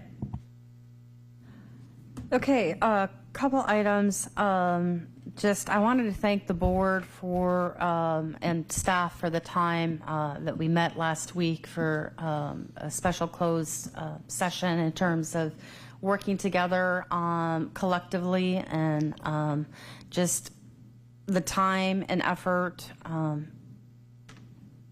to really help identify some of the challenges that we're having to go through. And it takes a lot of time, and us as trustees as well. So I just wanted to officially thank everyone for the time on that. And I also appreciate the message of the board component, and thank you, Trustee Carrion. I really appreciate the heartfelt message that you presented. And I do hope that people who are watching are really hearing what we're saying, that we are, as trustees, taking this role very, very seriously. And also, Trustee Walker, to your message last week, and I'm looking forward to Trustee Jones at some point, because we're passing that around. And I do appreciate the comments that you're making in regards to some of the challenges that we're having to deal with at the state level, and appreciate your efforts to campaign for that, for the funding for Prop 98, because it's a huge systemic problem in the state. So I just wanted to recognize that. And then in terms of other things that we've been working on, did meet with our facilities committee again for some bid review for Alisile. We did a follow-up Zoom on that, and we're prepping for the State of the Union event, which will be Tuesday, this next Tuesday, St. Patrick's Day, March 17th. What's the start time again? 8 o'clock. 8 in the morning? Continental breakfast. So we hope if anyone would like to come to get updates, and it's actually a great opportunity because the way it's going to be facilitated is a Q&A, and there's going to be an opportunity for the public to ask questions, and so there will be an opportunity for the district to answer questions on that. So that's coming up, and trying to think of what else. I think that was about it. I don't remember what else, but thank you, everyone. Yes, of course, Trustee Caron and then Trustee Jones. Just want to say happy birthday to our superintendent. He's turning a big one tomorrow. Thank you. Against orders, we disobeyed, so yes. You have to make that promise. Okay. Trustee Jones. One other one, because it's been a concern of mine, but also at a couple of our school sites. For the board policy subcommittee, can we also look at because it doesn't exist, can we look at potentially what it would look like to draft or have policy around at the K through 5 levels, at the elementary grade level, having always 2 English only in each grade level, just for sustainability, especially for our teachers and disciplinary issues and other things, and also making sure that's the same for DLI. So looking into how that language might look, how we might do that, because that's, for a couple of sites, been a major concern. Okay, anything else? Okay, I just have one other request that I was actually thinking about. in regards to some of the concerns about for our social workers and staffing. I think that there was good awareness in terms of the support needed for our students. So just additional information that perhaps that can be given to the board in terms of supplemental grants or supports that can support those positions. Because I also believe it's next week or this week for social work. This week. I think it speaks volumes, so would really appreciate some follow-up on that as well. So with that, if there's no other reports or requests, we're going to officially adjourn this meeting in a minute, but I would like to state that we do have the State of Union address for the district at the Firehouse this Tuesday, starting at 8 o'clock. I know I said it wrong. And then March 26, 2026 is our next regular board meeting. We'll have spring break after that, and then April 16th, 2026 regular board meeting, and April 30th, 2026. No other special board meetings planned at this time. So with that, we're going to officially adjourn at 9:09. Everyone have a great night. Thank you.